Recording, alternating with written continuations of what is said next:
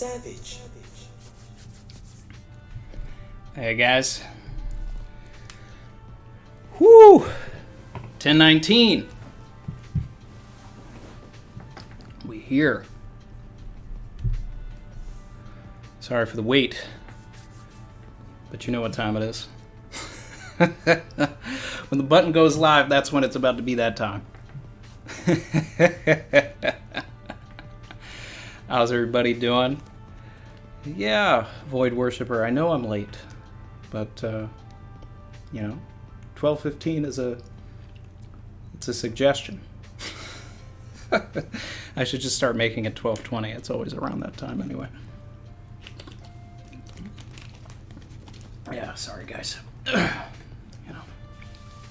But, I make up for it by,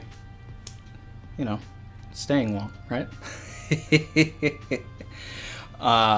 So we got the Reverie tomorrow.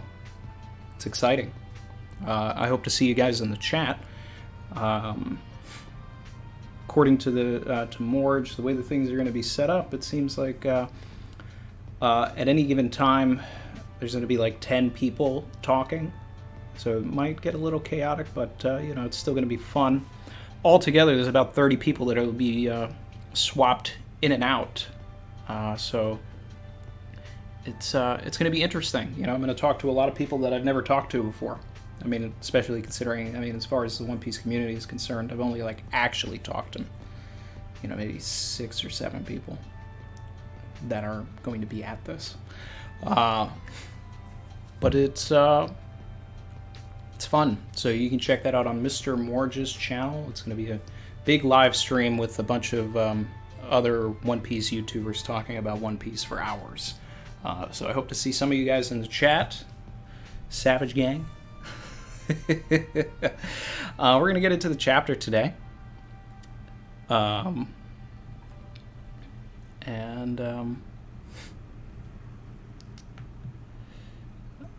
see. Whew. And Chin, I'm making you a mod. That's a Chrissy request. Plus, you're here all the time. Let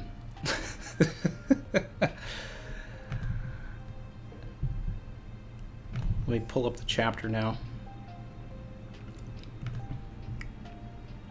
As always, we're going to be over at OnePieceChapters.com, but that's because we're a bunch of pirates. But at the same time, guys, always read the official on Sundays. Okay? We're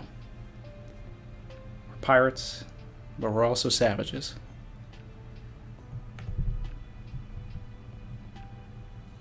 All right, I'm looking at the chapter now, and ooh-wee, look at this. We're going to the moon, people.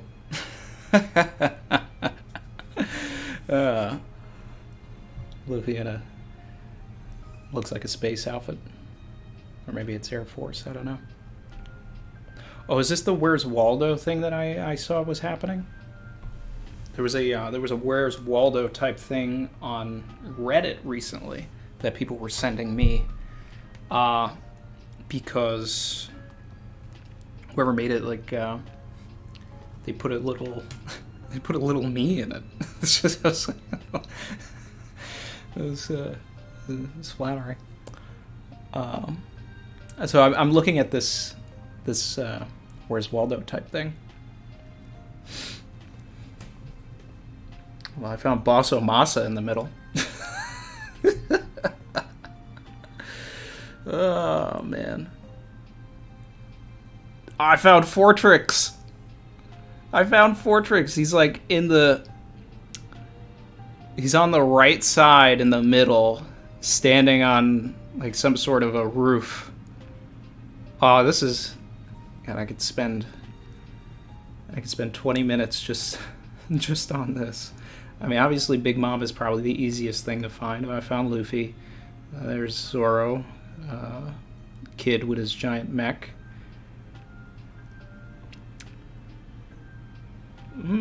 Interesting. San Juan Wolf. Is Oda trying to tell us something? Is Oda trying to tell us something, Galaxy? Because I haven't seen any other like non-Wano people yet. It's interesting. Yeah, I'm not going to spend too much time on this. We can do that later. I'm going to get into the chapter.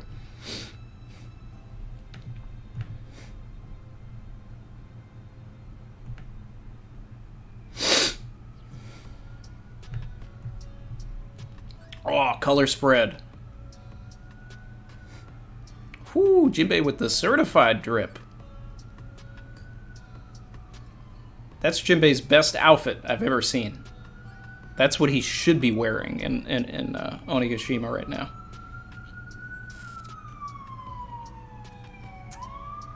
It's,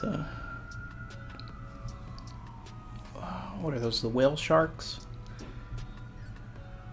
Yeah, this is fun.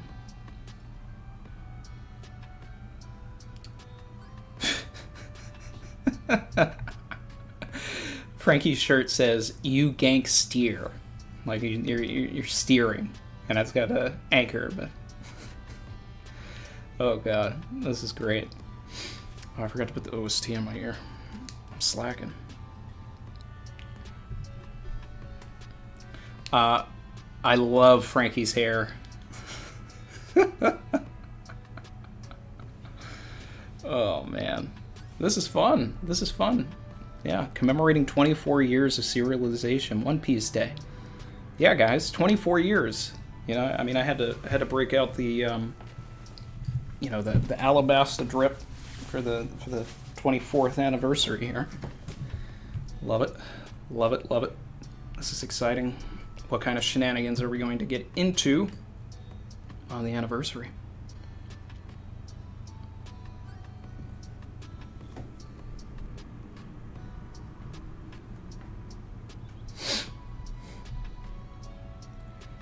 Okay, Triceracopter. That's an interesting title name. So we're gonna get some Frankie stuff. All right. Now we're really in it, guys. We're really in it. We're really in it. We got Queen using laser beams. So whatever the technology used for the pacifistas has been incorporated into Queen. We knew this because he was doing laser beams with his mouth like a pacifista as well. But he can also do it with his claw tail. Alright.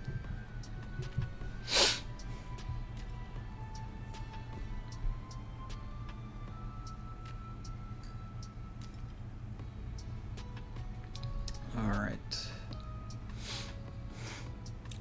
Sounds like tech Frankie would love to get his hands on. Yeah. Oh, Zoro pack, guys. Let's get those Zoro packs in the chat. I want to see them. Yeah. It's gonna be a sad day when Zoro breaks out of this pack and the emoji just isn't gonna hit as much. It's just not gonna hit as hard when he's not in it. So many layers of bandages.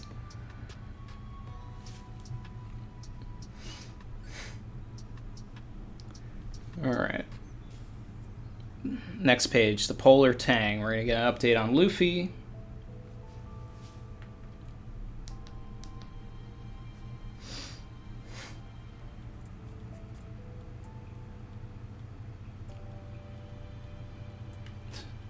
These guys are useless. Should we pour some medicine down his throat?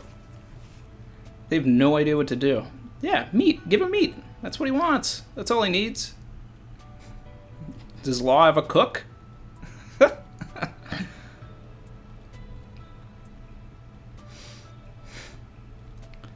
Alright, next page. Right Brain Tower. This should be around where Frankie is, because I'm seeing this armored guy that works for Sasaki here. Yep, there's Frankie. Oh, yeah, these guys have turned. They're now fighting. I love it. I love it.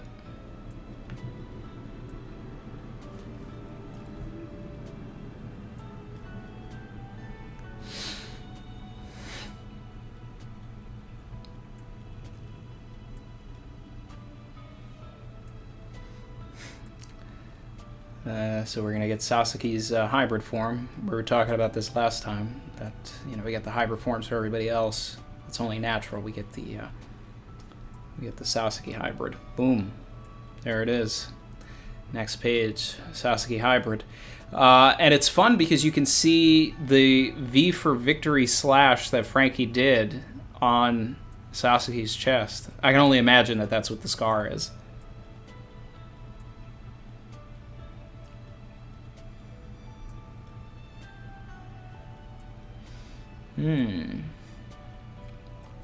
Sasuke seems more loyal than I thought here.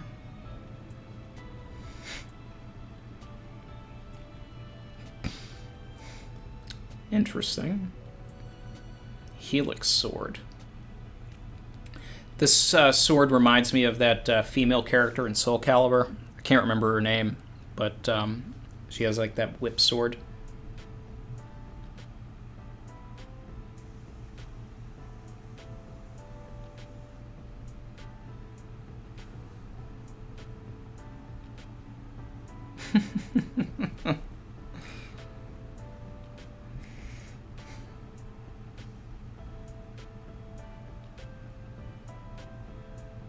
I love this Iron Bro.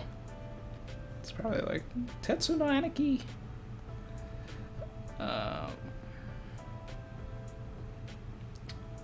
Okay, so this is the Triceracopter. What? That's what I'm saying, Frankie. How the hell are you spinning like that?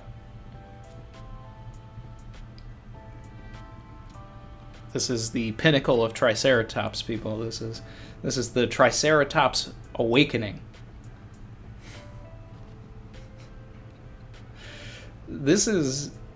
I'm still on this panel of Sasuke just sort of floating in the air. We've seen a lot of ridiculous things in One Piece. This is one of them. I just looked at the chat. Random guy said a real flying six. Yeah. This man is flying.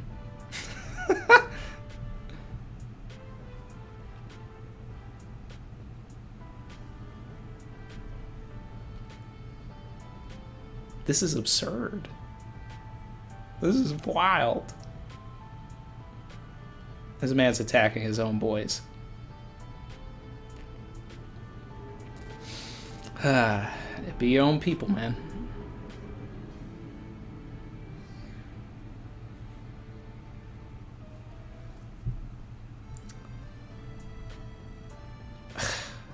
I'm loving this panel on the next page after that, where, you know what? I mean, this is a Frankie chapter. I just need the Frankie theme on a loop, so I'm changing the OST in my ear.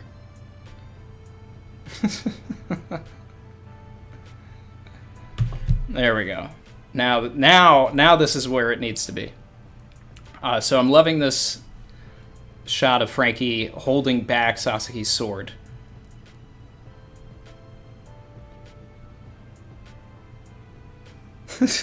I didn't think this would turn into an aerial battle. This is awesome. Full chapter of Frankie fighting. This is like nearly a full chapter so far. This is awesome.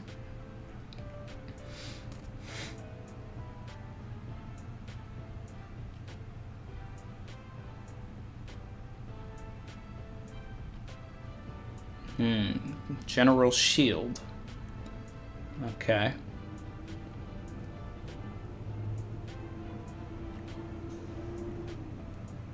A run-up. Okay. Tricera bullet. Hits the shield. Did he get into... Is he breaking General Frankie with this? Oh, the shoulder launcher's going to misfire. Okay. He's going to end up knocking Frankie out of Shogun mode. Oh, wait, he's turning it into a suplex. Yes!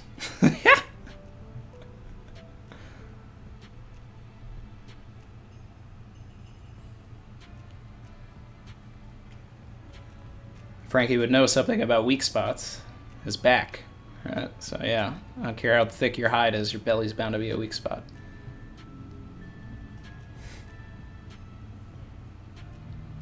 So Frankie's using the same thing. Victory V slash. But it's not going to work this time. If only I was better with swords. I should be hanging out a little more with Zoro. I like the detail on this panel on the bottom of the page with the Victory V flash attack. So that you can kind of see more of the environment. You know, a lot of this stuff has been, very like close up. It's good to remind ourselves of the geography. Ooh. This man just broke the Frankie Shogun sword. Well, Frankie's definitely not using a supreme grade sword, huh?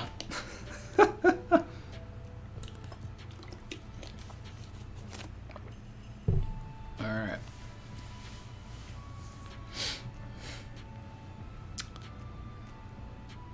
Strongest attack.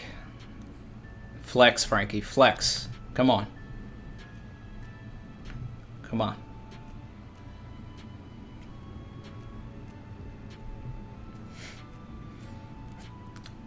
Gowan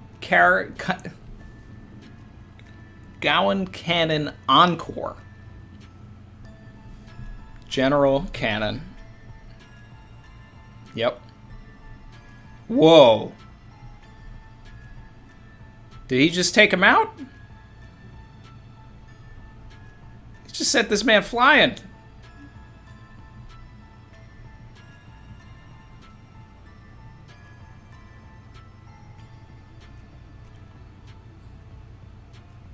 Oh, no.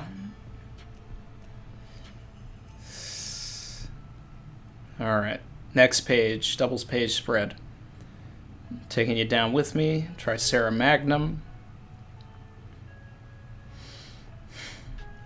Whew.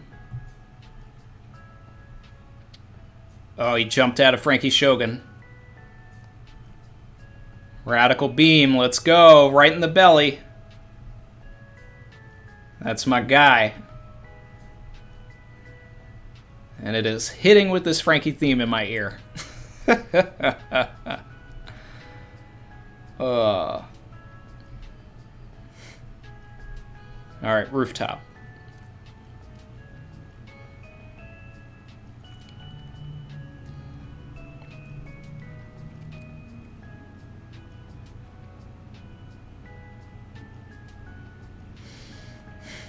Went through a lot to get that devil fruit. Did you really think I'd just let you use its power freely? I only ate it because I was hungry. Well, that, Yamato would have that in common with Luffy there.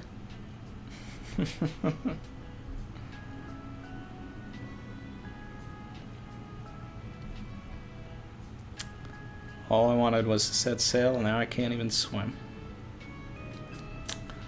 Alright. So Yamato's sort of looking like Wanda here in this panel. Only seeing the bottom part of their face. Tried to kill you countless times now, and you always knocked me down, but that's what made me strong. Shackles weren't the only thing keeping me here.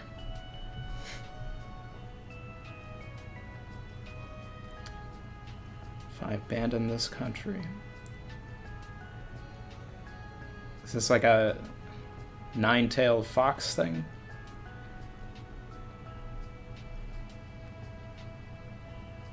How could I call myself Odin?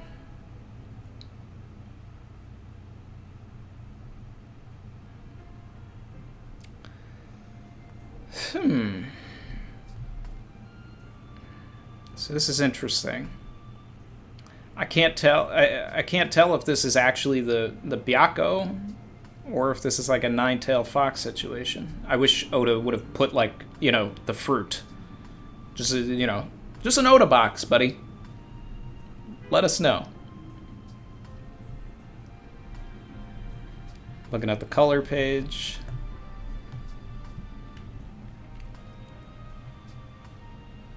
All right. I am done with the chapter. Let's talk about it.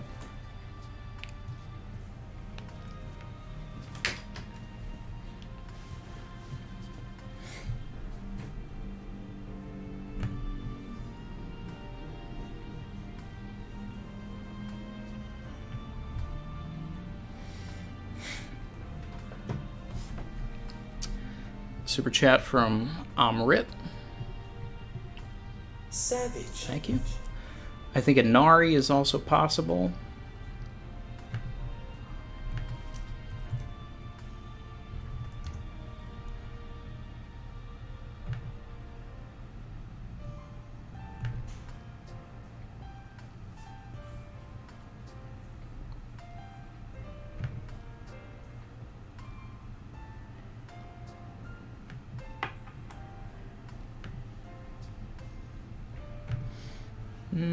Possibly. All right. Take a look at the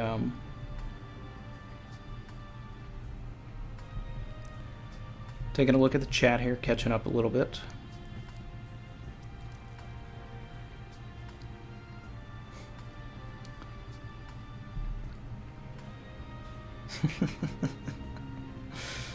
Not Senor Pink, but I'll take the suplex. That's funny. All right.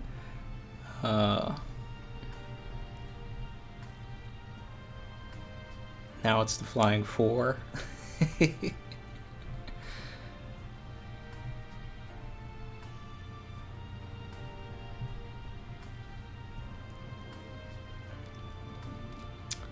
a Kieran.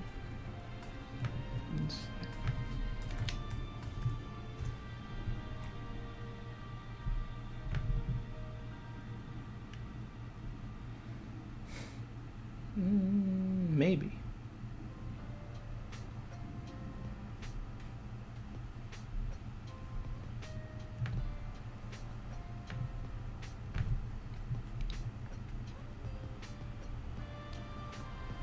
Let's see. DJ BJ 32, thank you. Savage. Super Frankie Beam. Chin said Yamato equals Bambi. It does look like a deer, yeah.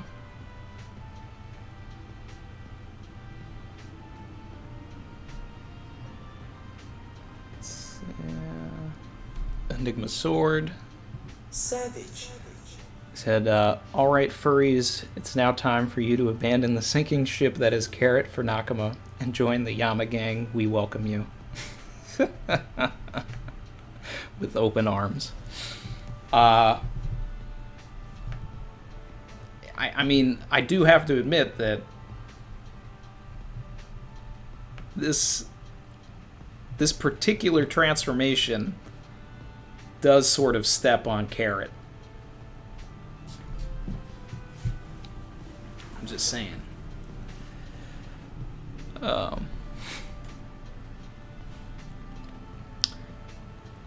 guy AJ. Savage. I cheated today and checked Reddit for what her fruit is. And Reddit can't decide between 3 different ones, all based on Japanese myth.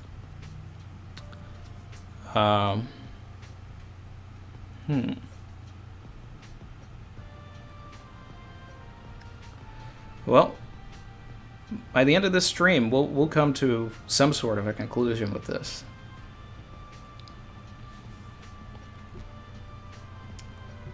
Savage. Bassiano T. Yamato's devil fruit might be a Kirin, a Chinese mythical creature said to appear with the imminent arrival or passing of a sage or illustrious ruler.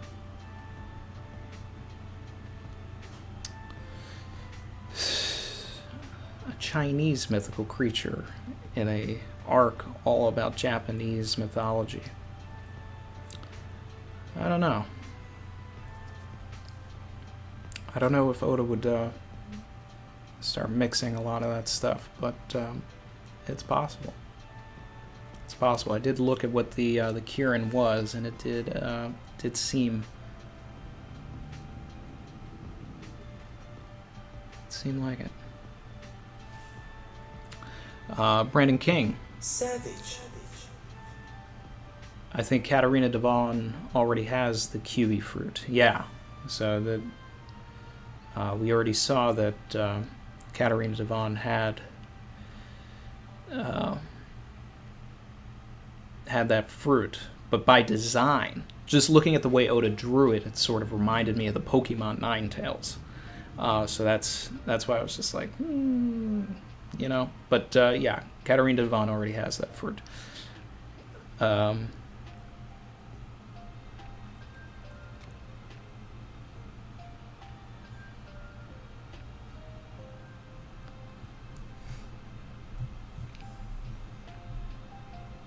Let's see. Mark Creasy. Savage. My guy. Missed the chapter reaction, but hopefully in time for some speculation. Also, Frankie is goated. All facts. All facts. We know Frankie's goated. We love Frankie over here.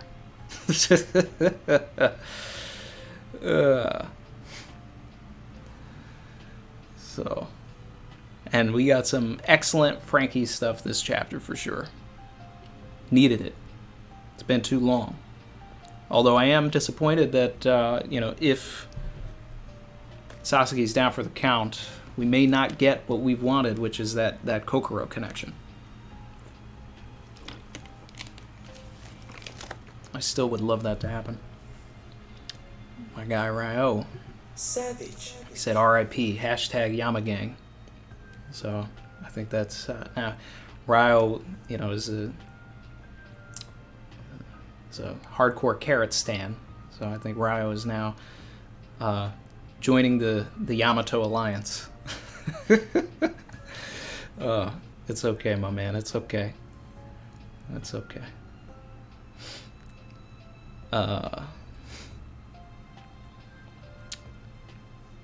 God to Basine. Randy, could you see Frankie grabbing Sasuke's sword because he said he wanted to get better at swordsmanship?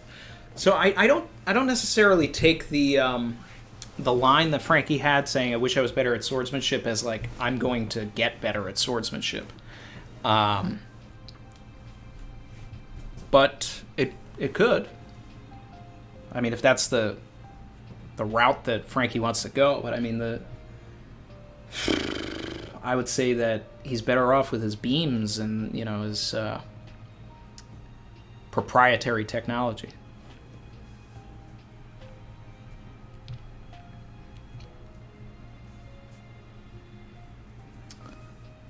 Reset. Also, Frankie bodying Buffalo was a good foreshadow for this fight. I have to jet. I'm glad I was able to catch the reaction portion. Have a great one, everyone. Appreciate you dropping by. And that's a good comparison, right? Because I mean, Sasuke was basically turned himself into Buffalo.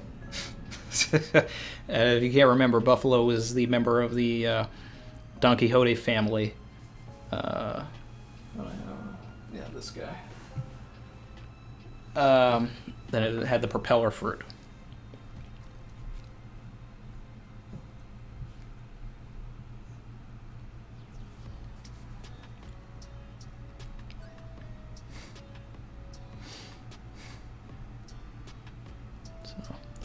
Oh, and we also had Sanji at the beginning of this chapter, and I forgot to drop this. Bro, look, he got the heat on feet, bro. Super chat from Spark Soul, thank you. Hey Randy, I'm sick today, so I can catch your stream. Oh, you know, I'm happy to have you here. Not happy that you're sick. You know, I hope you're starting to feel better. Do you think Yamato is surrounded by fire or smoke or fur? Also, thanks for being so awesome. Thank you for being awesome. Let's see. it it sort of looked like fiery fur to me. You know, that's why like I started thinking that it looked like Ninetales, the Pokemon. Now, of course, we've talked about it. Katarina Devon has that fruit, so that's not possible. But you know, looking at Yamato, there's a very like deer-like look to him, you know,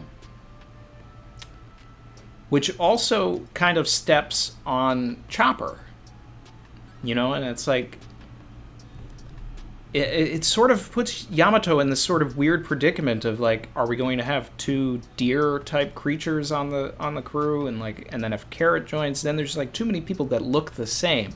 So this is, we're gonna have to see how we're gonna need more information, and we're gonna have to see how this looks when it's colored, you know, to see if it really does step on everybody and what the true powers of this fruit are, because, you know, Kaido's saying that he went through a lot of trouble to get this fruit, so there must be something special about it, right? I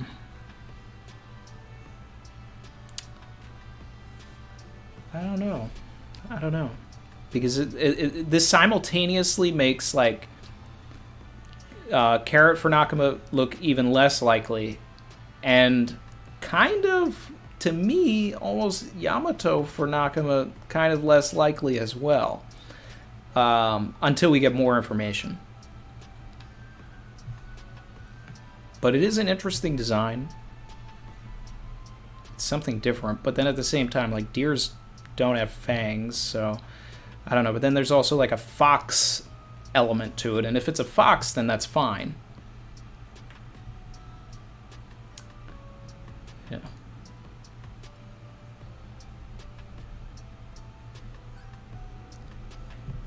So let's see.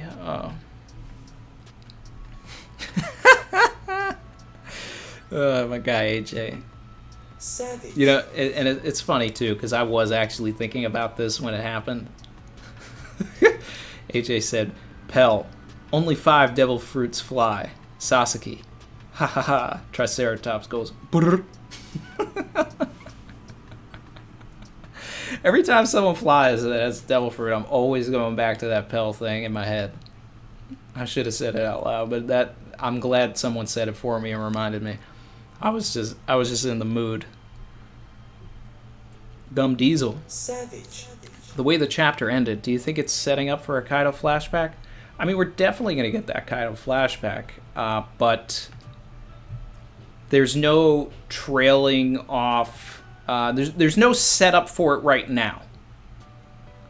We're inching ever closer every single time we get there, but at this point of the story, I feel like we're going to get a significant amount further into the fights downstairs before we get that flashback. And we'll probably get the flashback after Kaido overwhelms Yamato.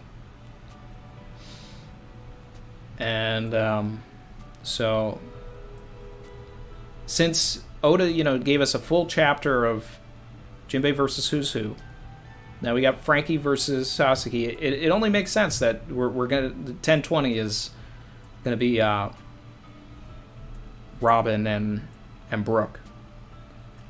So, and that's what I'm waiting for, you know. And it's exciting too, guys, because it means that since he's already done a full chapter, basically, of Jinbei versus Who's Who, he's already done a full chapter of Frankie versus Sasaki, we are actually in a position to get a full chapter of Nico Robin putting a beat down. What a time to be alive. 1020 or 1021. It's happening. We're getting it.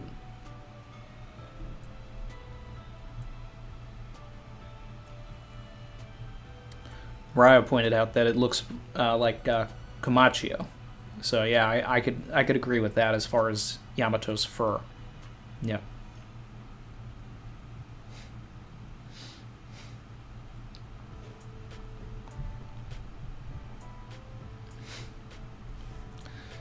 Mark Creasy, my guy.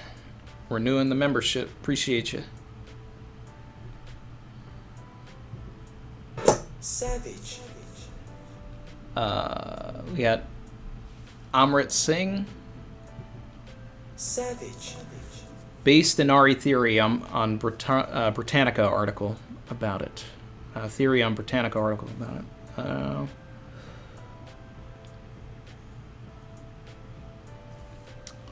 I'm going to have to read the Britannica article. An Amaterasu. That would be interesting.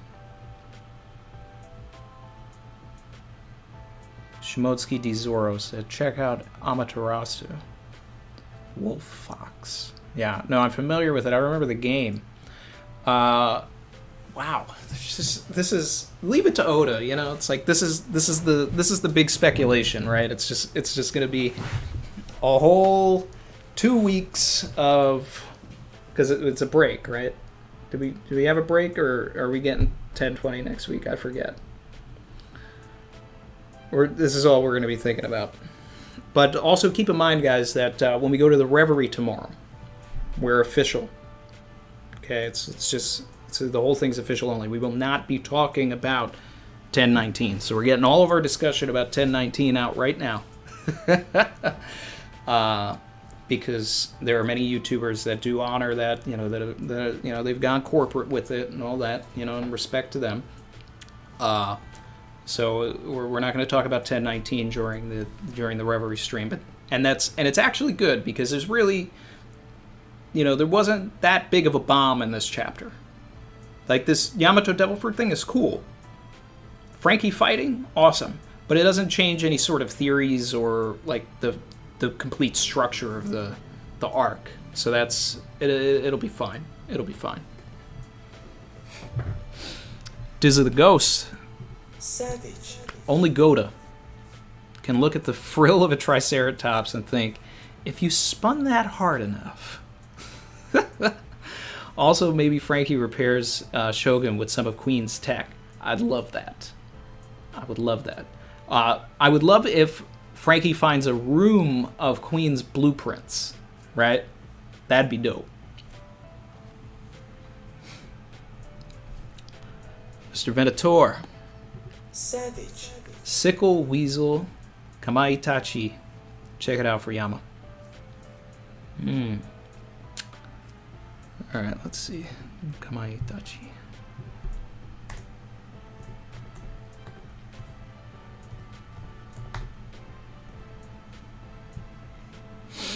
Ah.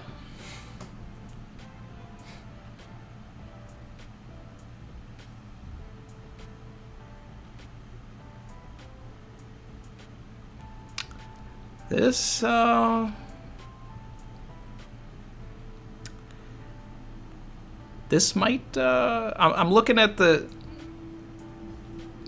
Kamaitachi right now. And this is kind of an interesting thing as well. Maybe I'll do it on my phone and then I can put it on the screen.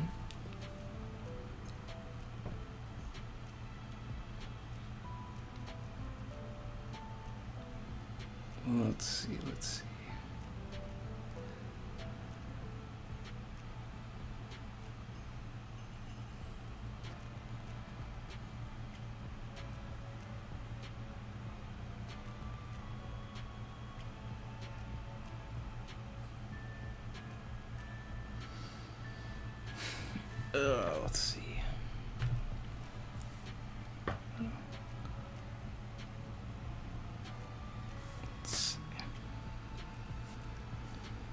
So that's kind of interesting.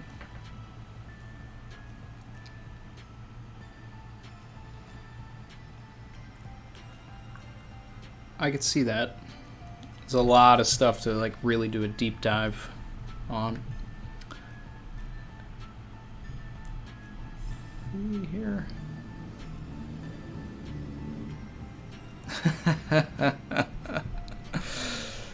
Shout out to Maxo. Savage. Chapter ended with Yamato. Robin's last 1v1 was with Yama. Coincidence? My guy's getting real tinfoil right now. I mean, we're here for it. AJ said Robin needs a power-up. I want her to steal Black Maria's weapon. That'd be kind of weird. That'd be kind of weird. Robin with a staff. I want to see what that staff can do first. Lou Patterson. savage, So I just read that Inari can take both female and male forms as an androgynous being. ... Interesting. We are we're getting closer here, people. We're getting closer here.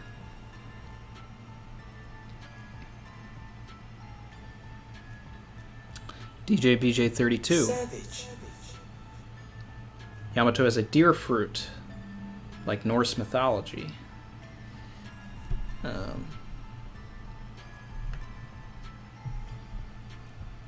try to pronounce things, but that what you got for me there, that eludes me. Ike Paneer, maybe? Maybe. But this thing I'm looking at here, the horns are very specific, and we're not seeing that with Yamato.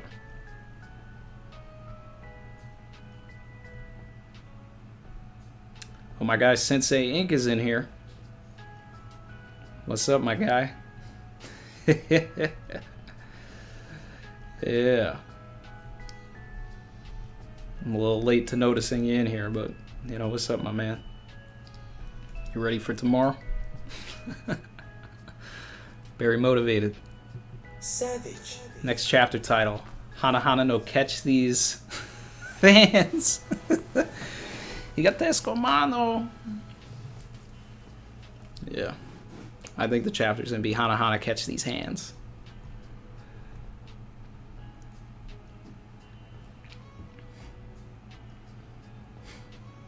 Synsei said, me and Randy Troy collab when? Anytime, bro. Anytime. You know, that naturally fits into the schedule for both of us.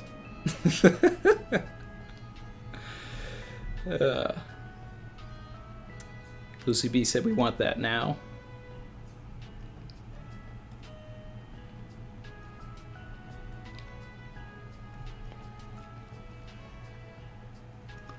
Sensei said, what's good, bro?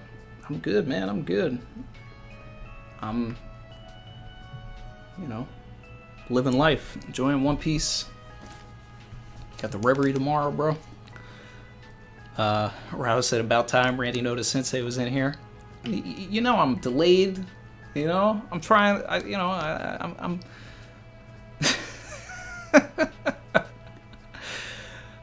you know, I'm trying to give everybody their due here.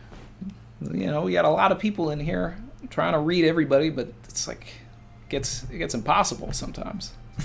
You know, we got 485 people in here right now, which is wild.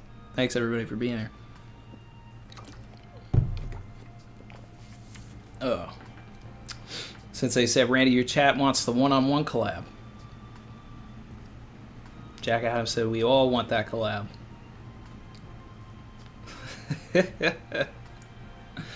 Sensei and I have collabed before. You know, we've done a couple of things. I've actually probably done the most collabs with Sensei, I think. He hits me up a lot. You know, we've done stuff on... Sensei said 500 in here, bro. Oh, okay. This is... yeah. But I'm down for it. I'm down for it. We can set that up. You know, next break week. Next break week, we in there. You know, come on over. We'll just talk about whatever.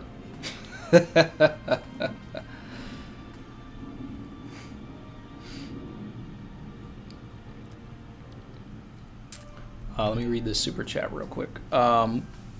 Soft Egg, my friend. Savage. Keelan is the descendant of a dragon, the symbol of benevolence. Its head looks like a dragon, body like a deer, legs like a horse, tail like an oxtail, and its back has fur with 5 colors. It can spit fire and has a voice like thunder.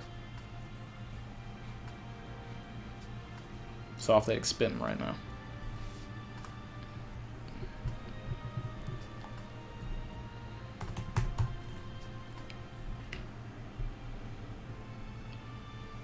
Oh. Yeah. Yeah, this is it. Soft Egg figured it out. It's a Keelan. I just looked it up. This is definitely what it is.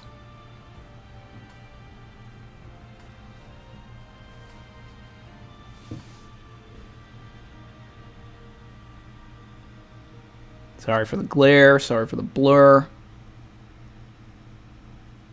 But if you look it up, Qilin, that is what Yamato is. We figured it out. Soft Egg figured it out. So shout out to Soft Egg. I don't even know if we have to look any further.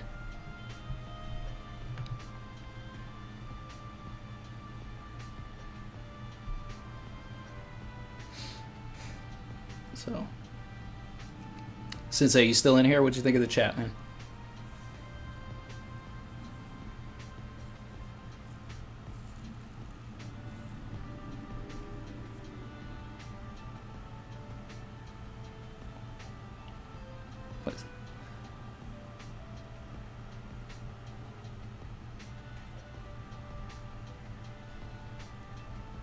Let's see.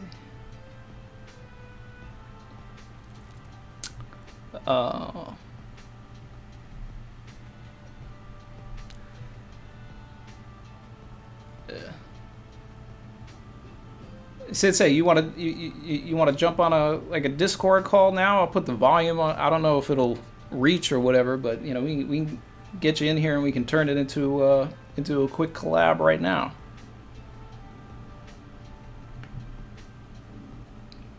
Hit me up. We can go back and forth a little bit. The Triceratops is crazy. Yeah. Marcus Konecki. Savage. Final point on Inari. Also a food, just like Odin. That's interesting. That's it. I need to look more into Inari, but I'm really liking this Keelan. All right, looks like we're gonna get Synsei in here. We're gonna chat this out.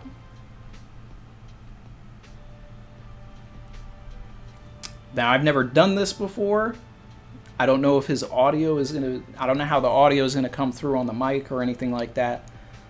So we're trying this. This is new territory. It's new territory, but this is gonna be 1019 featuring Synsei Inc.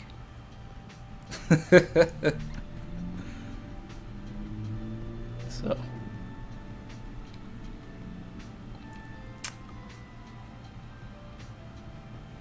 Ryo said the Keelan and the Kieran are the same thing, bro.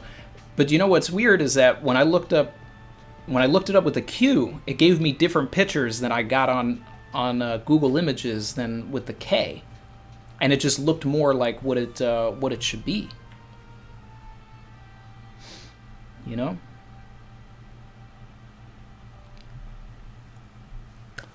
Rhinestone Samurai, join the channel.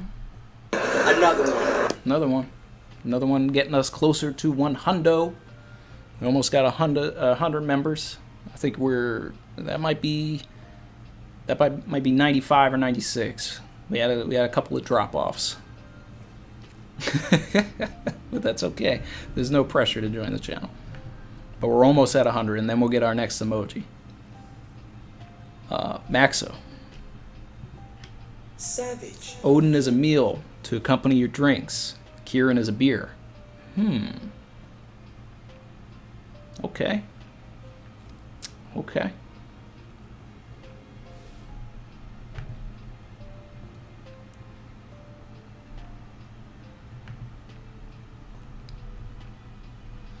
All right.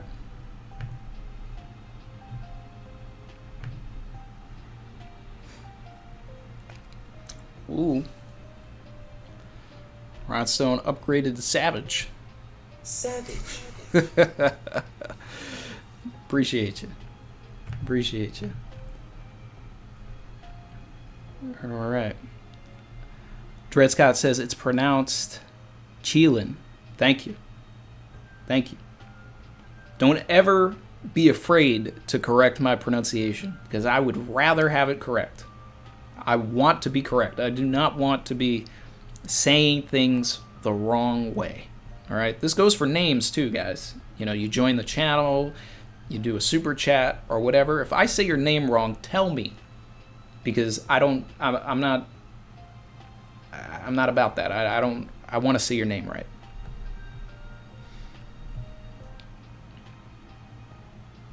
James Hollick. Another one. Appreciate you.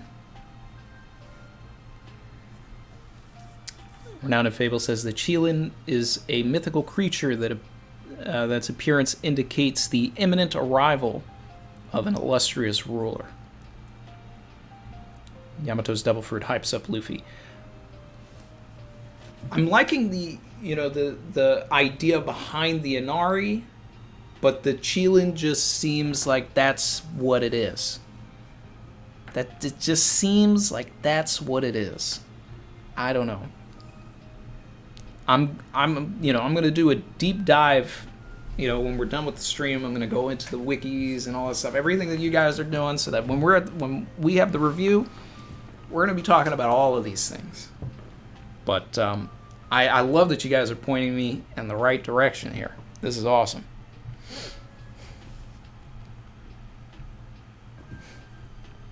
This is great. This is great.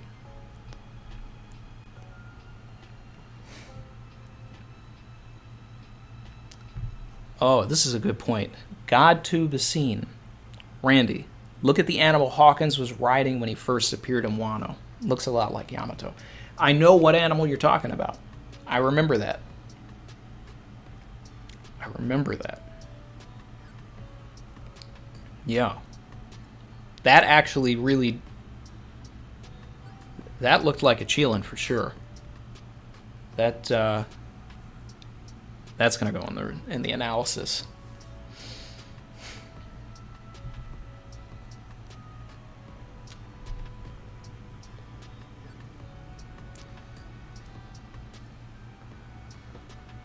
Another one. Whoops. I didn't hit that.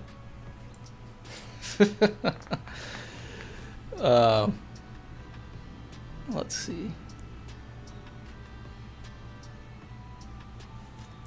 Jin doesn't think it's a Cheelin. Too predictable. Maybe. But I mean, like, at the same time, everybody thought it was going to be a Byakko, right? So this is something...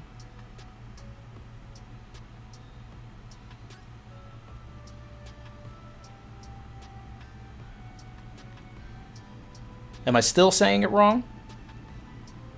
It's not Cheeling, it's chilling. There's like a lot of stuff in the chat here about this.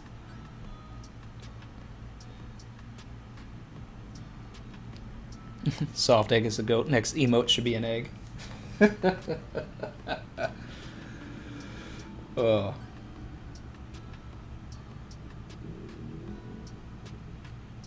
Let's see.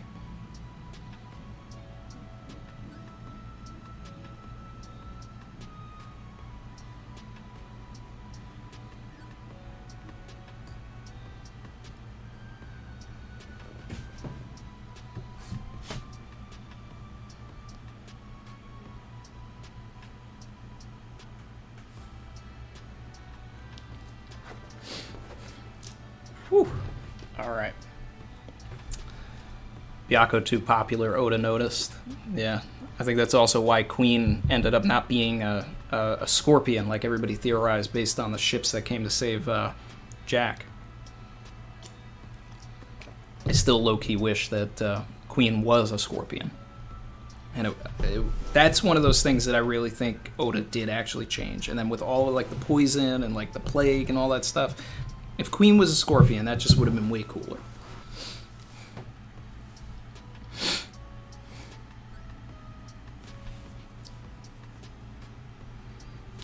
TJ Red Comet. Appreciate you. Savage. Got him lit.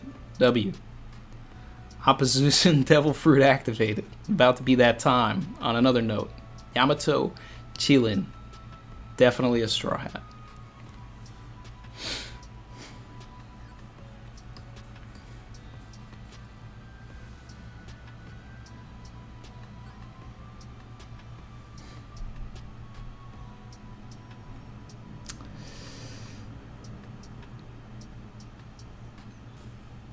All right, so I think I'm right. Chilin, yeah. This is the opposition Devil Fruit for sure, and there's arguments for both sides right now. There's arguments for Yamato's going to join. There's arguments for Yamato is not going to join. You know, I'm still waiting for Oda to like create that character that we think is going to join and then like kills them. And I don't know if that's Yamato, but you know, that's something that's never happened. Building up this character that wants to join, and then they end up doing like the sacrifice play or whatever. Yamato has Ace's will. Could Yamato be the ace of this arc? And dies for Luffy. The spoilers from the logbook never get out. But that would be sad, you know? I want to see Yamato get on the sea and explore the world. They've been locked up for so long.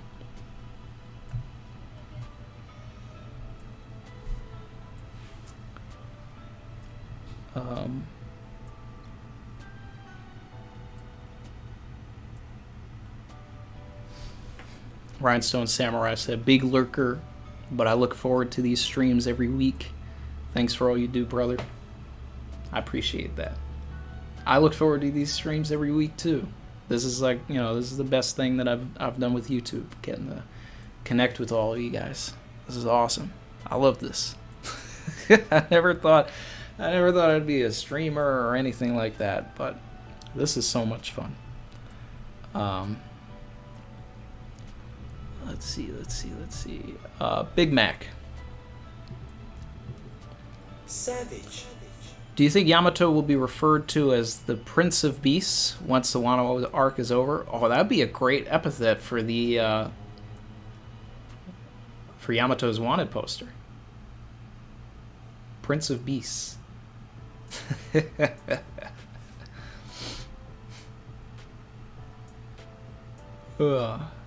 We got Chrissy in here. She's saying she loves any Frankie fight.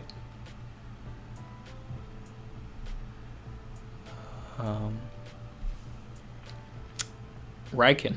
Savage. Kaido storing Yamato's fruit. How did he get it? I mean, Kaido has been, dealing with the world government, right? So, giving the weapons to Doflamingo, working with Doflamingo. Doflamingo was able to procure the Maramara based on his ties as a celestial dragon. So it only seems that Kaido would probably be able to just say, hey, Joker, go and get me this fruit. I want this. Maybe there was someone who had it. They died. And it was like, okay, well, now I know that the fruit grew somewhere else. So Joker, use your web of people, figure it out. If you gotta, bribe the government, whatever, I want this. Feeds it to Yamato. Or is it implied that he didn't even want Yamato to eat it?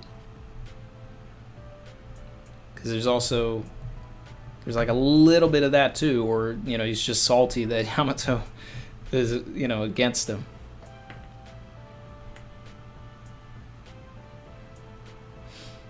Yeah, I mean, based on this translation, it seems like, he may not have even wanted Yamato to eat that fruit.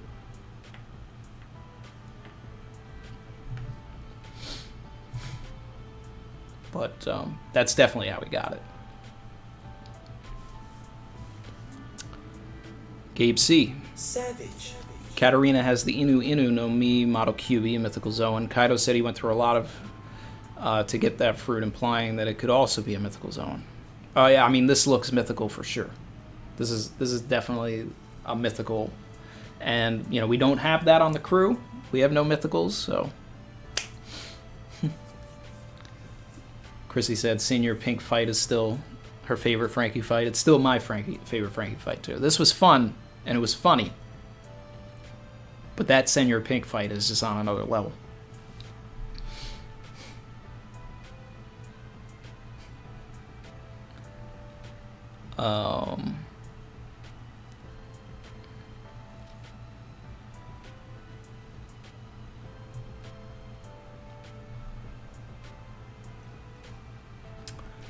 Oh, we about to get Discord. We about to get Synsei in here.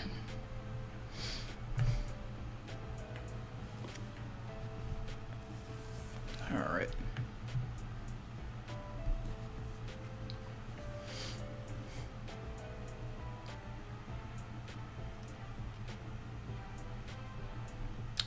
Just make sure I have my volume up.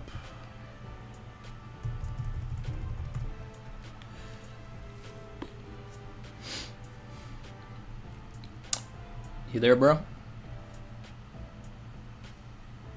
can see you talking, but just give me a second to work out the kinks on this. Let's see.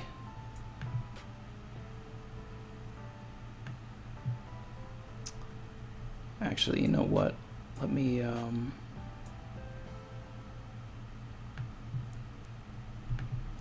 gonna call you right back, Sensei. Hold on.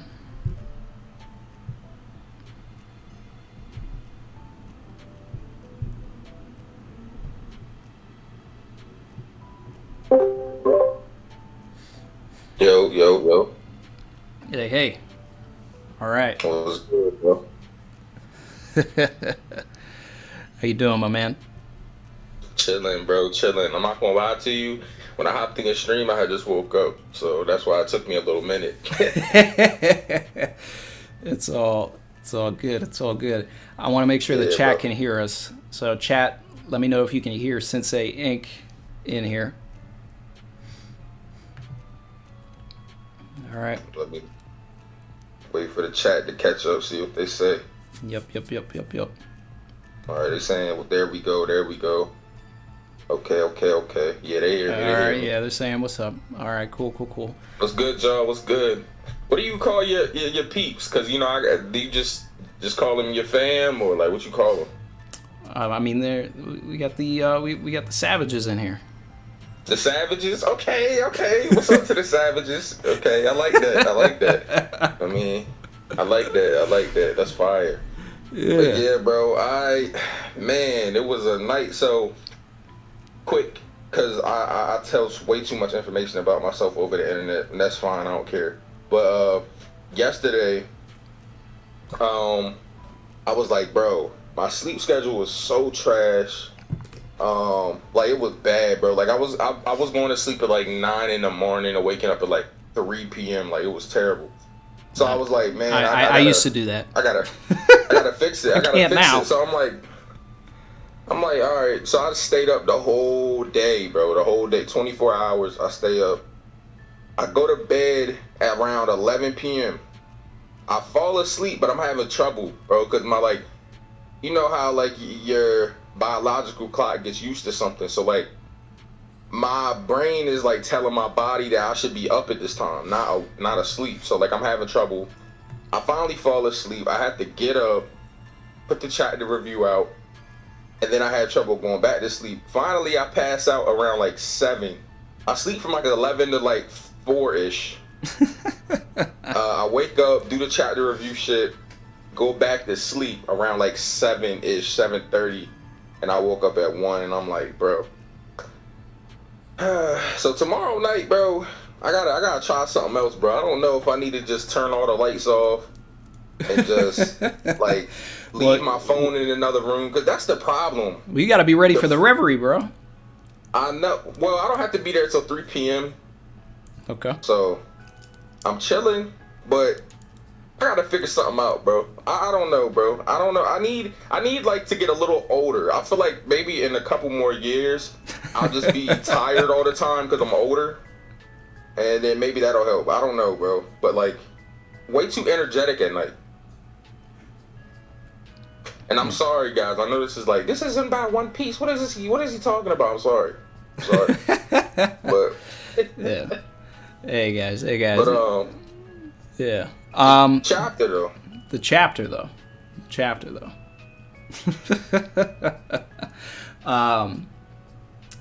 Yeah.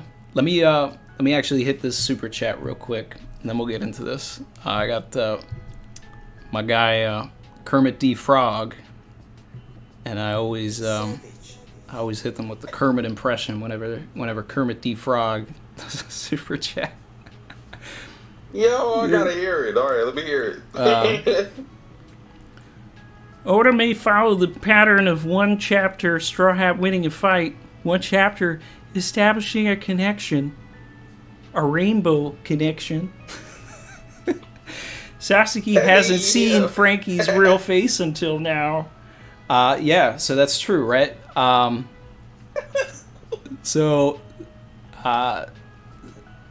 Once Sasuke like comes back too, maybe he'll recognize Frankie. But the thing too is like, and I've talked about this too, and they're going off of where I'm coming from with the Kokoro connection, because I believe that Sasuke is like Kokoro's son.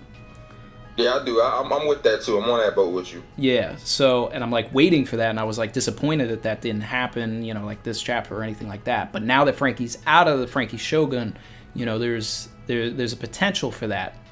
Right. But Frankie looks radically different than he ever would have if he ever knew Sasuke, right? Because we're not even talking about post time skip. Like Frankie, if Sasuke probably knew Cuddy Flam, not Frankie. So, and Sasuke may not have had the Triceratops Devil Fruit, at that time, or maybe he just like really never actually met Sasuke. Yeah. Like Kokoro kept her home life private. Who knows? But maybe it'll come out if Denjiro pops up. Because we know that Denjiro and Sasuke have a friendship. I haven't seen Denjiro in a while. Yeah, my chat's always like, "Where's Denjiro?" Yeah, bro. It happens sometimes though. That's how I was feeling with Law and Kid for the longest time. Like, it was like a good long stretch of chapters where we were all like, where's Law and Kid at? Like, we hadn't seen them, no cameos from them. Like, they just popped up randomly, like. But it happens sometimes, I think, especially in like arcs like these, man, like where there's so many characters, it's tough to like get them all in. Like, you can't possibly get them all in every chapter. It's just not gonna happen. So yeah, we could talk about the whole like kid situation forever, just how underutilized in the story he's been. Yeah, bro. Randy, sometimes, bro, it's like I sit back and I look and I'm like, on one hand, there is the version of me that says Oda can't do any wrong, and then on the other hand, there's like YouTube me, and sometimes I want to like talk about things, but like I'm such a positive person on my channel, bro, that anytime I critique Oda on my channel, it's just shit fest, bro. Like, my fan base doesn't want to hear that shit, bro. Like, I did a video one time talking about like about Sanji, right, and things I disliked about Sanji's character, like as of late, things I wish were a little different. And I wasn't even too harsh, bro. And it's still my most disliked video. Like, my fan base just don't want to hear that shit, bro. Like, if I'm not like spewing positivity all the time and Oda's perfect, bro, they don't want to hear it, bro. You don't want to hear that shit, bro. So my thing is look. At the end of the day, Oda has given us literally, this is the anniversary weekend. He's given us 24 years of content. This is like, praise the man. All right, there's a reason we call him Goda. We call him Goda for a reason. But it's just, with any art, you still have to be able to critique it and criticize it. But my criticisms with Oda are very few, very limited. I mean, like, One Piece is a masterpiece. And when it is done, it will continue to be a masterpiece. And, like, I can praise the man all day, but I can still say things like, I hate the fact that Pell is alive, And it's like, but there's some things that are out of control, and that's stuff that, I feel like Shueisha and, like his editors and all of that stuff, and maybe not so much now, right? But in the beginning of the story, like, I feel like for the first half, I think his editors got in the way a lot. And now I think he has the freedom to sort of do what he wants most of the time, but he still has people to sort of course correct him. And this is just like my industry perspective, you know what I'm saying? Because it's like, I understand the way that the film industry is, so I can only attribute aspects of that to, Oda's situation to begin with as well, because there's always cooks in the kitchen. It doesn't, like, One Piece at the end of the day is a business. It's a business for Toei Animation, it's a business for Shueisha, it's a business for Oda. They're going to give Oda as much leeway as possible, but at the same time, there's going to be someone that's going to say, that might be bad for the brand. Yeah, for sure. And Oda, might have to change something or do something else and all of that. And it's not, that's when we get situations like it's either a good call or it's a bad call. But no matter what, sure, One Piece is still greatest story ever told. Yeah, that's a fact. I mean, why else would we be doing YouTube videos on it? Yeah, exactly. We all know that. It's just... Yeah, I agree with you, bro. It's a lot of things at play, for sure. With anything this massive, there's definitely a lot of like things that play behind the scenes, and I know that the majority of the things we see are how Oda wants it, but I know there's probably have been times like you said that maybe Oda wanted to go one way, and they're like, like, maybe we shouldn't, and they had to tweak things. I'm sure that's happened. Yeah. Yeah. Especially with Japan culture, because like Japanese culture is so different than ours anyway. There's not even Japanese, but like just foreigner culture in general. A lot of times that I've seen, like having friends that are from different countries and stuff that I've met through like YouTube and things, like their culture is like just different than ours in a lot of ways.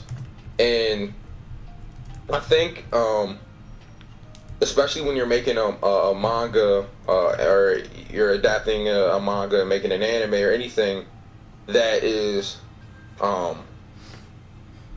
going to be like looking to sell in other bigger countries like ours and things like that, you do have to probably take sometimes like the perspective of different cultures into perspective when you're working on things. And just again to bring it back to like the film industry, it's like one of the biggest markets right now is China, and I've seen films bend over backwards just to appease to that international box office. So there's elements to that as well. But at the end of the day, we still got One Piece greatness. Let's put the conversation back to 1019 and get things a little structured though, because I see a lot of people in the chat asking for your opinion on 1019. Oh, okay, bet. So 1019, as I'm reading it, first and foremost, chapter title's hilarious, and I already knew just looking at it that this was gonna be a Sasuke chapter, and like I've already seen the memes. I have not. From the memes there. I'm sure you've seen this, Randy. From Land Before Time. The Triceratops from Land Before Time, Littlefoot's friend. I can't remember the name, but they have been saying that this is Sasuke. They've been posting it. It's like, bro, it's comedy gold. I mean, bro. I have not seen Land Before Time since I was old enough to be watching Land Before Time. But did he fly in that? Did the Triceratops fly in that? It did not. It did not fly. Right. But they're literally just taking any Triceratops from anything and just saying that it's a Sasuke at this point, and it's just kind of funny. But like, bro, 1019 though, honestly, I think the Sasuke and Frankie fight was awesome to me. I always like watching Frankie fight. Ever since the Senior Pink fight, I'm just interested in anything Frankie does, man. Because who would have thought that we would have got a compelling character out of Senior Pink? Like, I mean, go into that fight the flashback and all of that, crazy. Yeah, I didn't go into that fight thinking like, oh, Senior Pink's gonna have a fire backstory and be a compelling character. I literally thought Frankie was gonna body this baby guy, and that was just gonna be it. You know, I didn't think it was of anything else. You know, so ever since Oda gave us that, I'm like, bro, anybody Frankie fights from now on, I'm interested in heavily. Yeah. Like let's get a chapter of Sasuke's flashback. I'm here for it. Like, exactly. Like, let me see that. Like, what's going on? But super awesome fight. Unique fighting style, by the way. I really love that he has combined his swordsmanship with his devil fruit in a way to like make a whole fighting style. Like, very unique. One of the most unique fighting styles that we've seen in the series. You know, we gotta give Sasuke his flowers right now. Like, my man just came out of nowhere. He was doing, you know, up until this chapter, he was just ramming Frankie. That was it. Now, he turned into Buffalo from the Don Quixote pirates and with a sword. Facts. He went crazy, bro. Yeah. Like, who would have thought that this man would have combined his sword with his Triceratops horn like that? Like, that was fire. Like, what? Come on, son. And then, like, I don't know, bro. That was just fire to me. Right. Frankie showed out, did his thing. Frankie Shogun, of course, which I think was an awesome choice by Oda. I love anything like mech related. I love, bro. Gundam. I was a big Gundam fan growing up, bro. I love Gundam. So seeing mechs was kind of fire, especially for Frankie. I was never big on Gundam, but I'm a huge Terminator fan. Everybody knows this, so like I love Frankie for that reason. Like, Cyborg. Hey, I fuck with that, bro. Exactly. Oh wait, can I cuss on this? My bad, bro. I didn't mean to. I just making sure, bro, because like some people be like, yo, don't cuss on here. You feel me? So I mean, I try not to. All right, I'll try. My fault. It's all good. That just pretend that didn't happen, y'all. Just, you feel me? But I'll rephrase myself. Redacted. My son is watching in the other room. My fault, OG. My fault. But it's all good though. It's all good. Terminator, fire. I also agree with you on that. But yeah, Frankie Shogun was fire. The way that the fight ended, man, was super gas, bro. Because like you kind of see Frankie on his hind foot a little bit. He pulled the ejection seat, man. Yeah, bro. It was the difference in swordsmanship. You know what I mean? It's like Sasuke clearly has swordsmanship, you know, skill. He's probably been a Wano for a while, so you know land of the samurai. So you know he was a little bit nicer with the sword. Whereas Frankie, you know, he's kind of more reliant on his gadgets, gizmos, and things like that. Right. And what ended up causing him to win? Those gadgets and everything. That's those gadgets and that radical beam, that boom. You feel me? So we hit him in the stomach, and that was fire.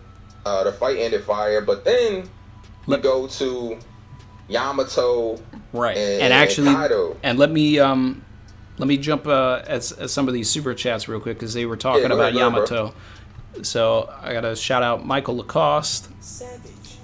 Said I'm behind on the stream, but I think Yamato's Chilin isn't just foreshadowing Luffy's rise, but also Momo's rise to Shogun. So we spent a lot of the first part of this chat, Synsei was like trying to figure out exactly what mythological Zoan Yamato has. So I feel pretty confident right now. I may change my mind after I do more of a deep dive and get into my analysis and all that. But right now I feel like a Chilin, if you definitely like look that up, Qilin or Kirin.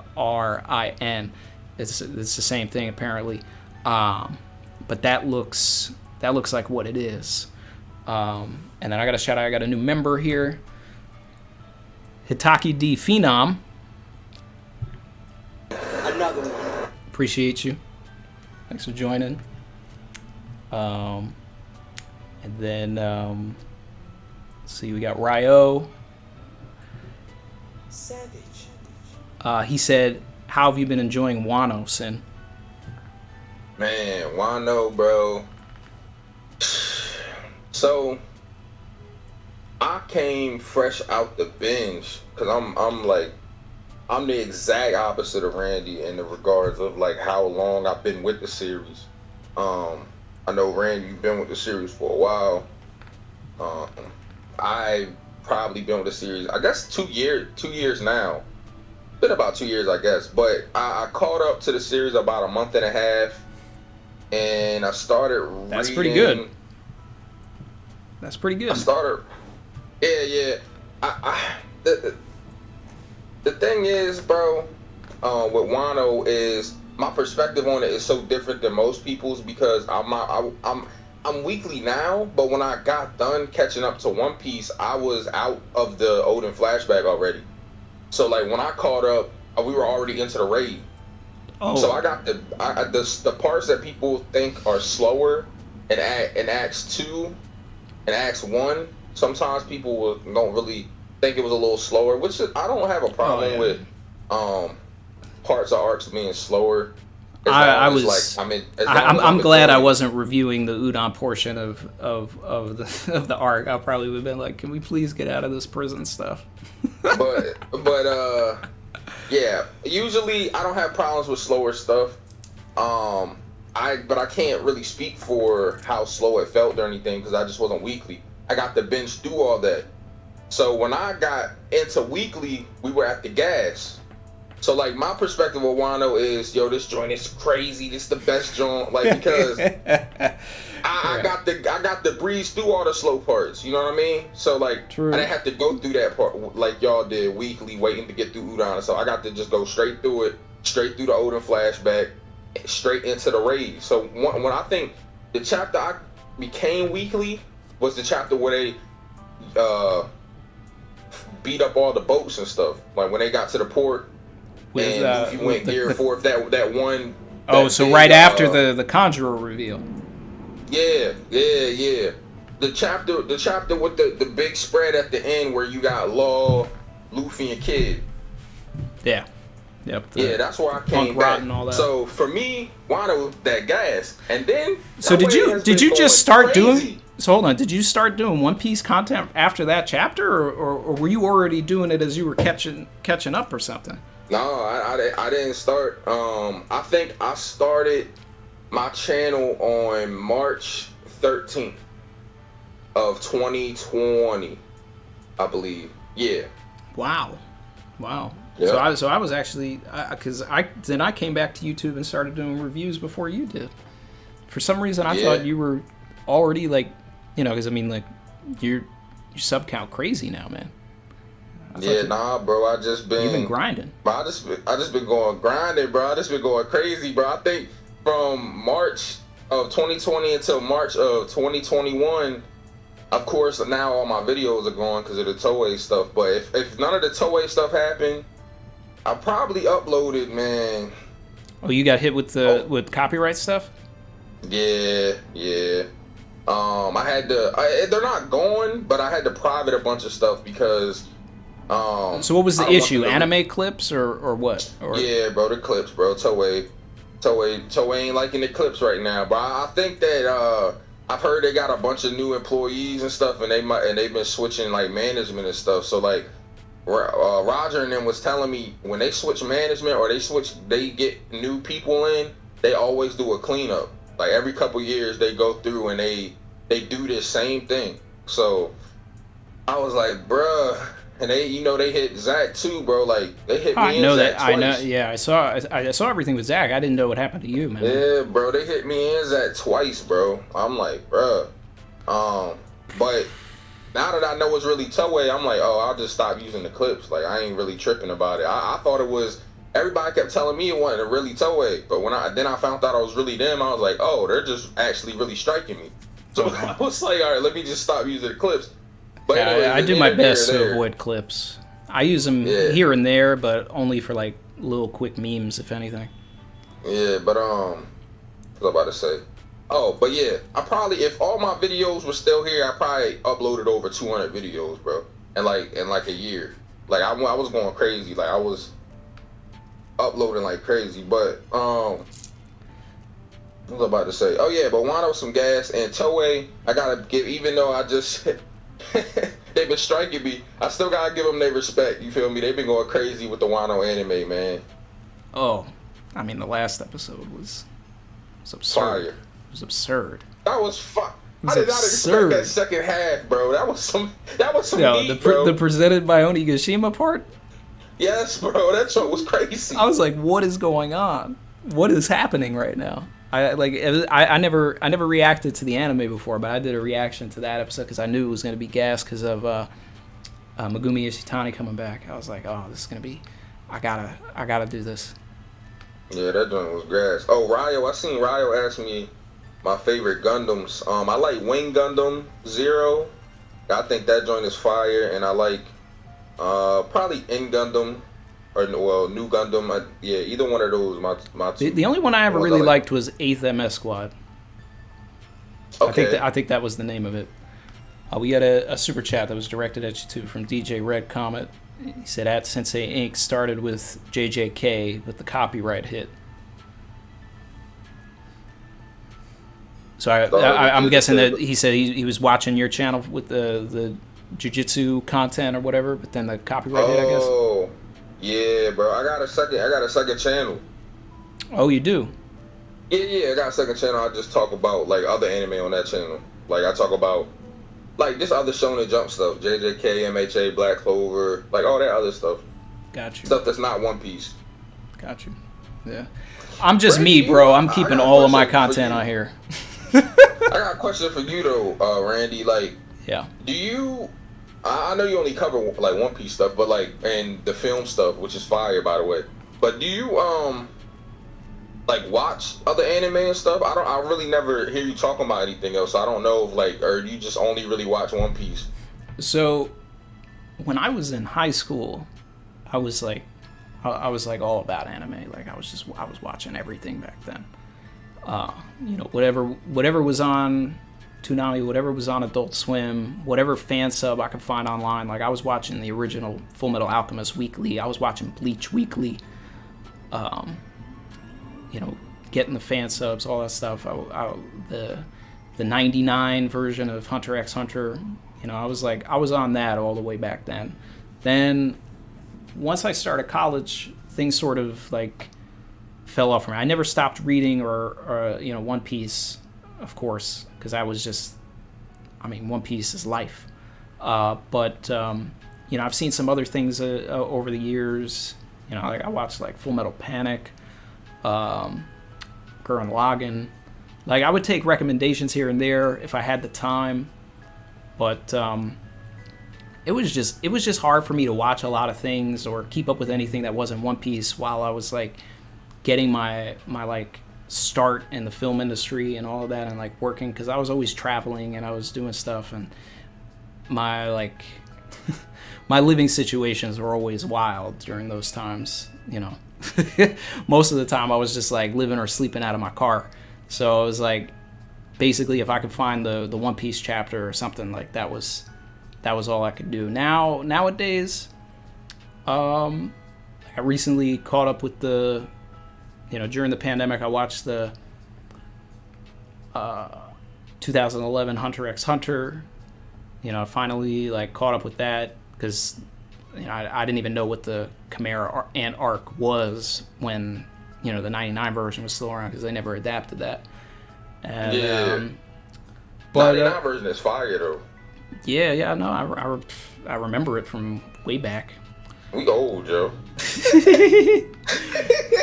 So it's like, I don't know, man. I mean, it's a matter of time now, and time is even harder with the fact that I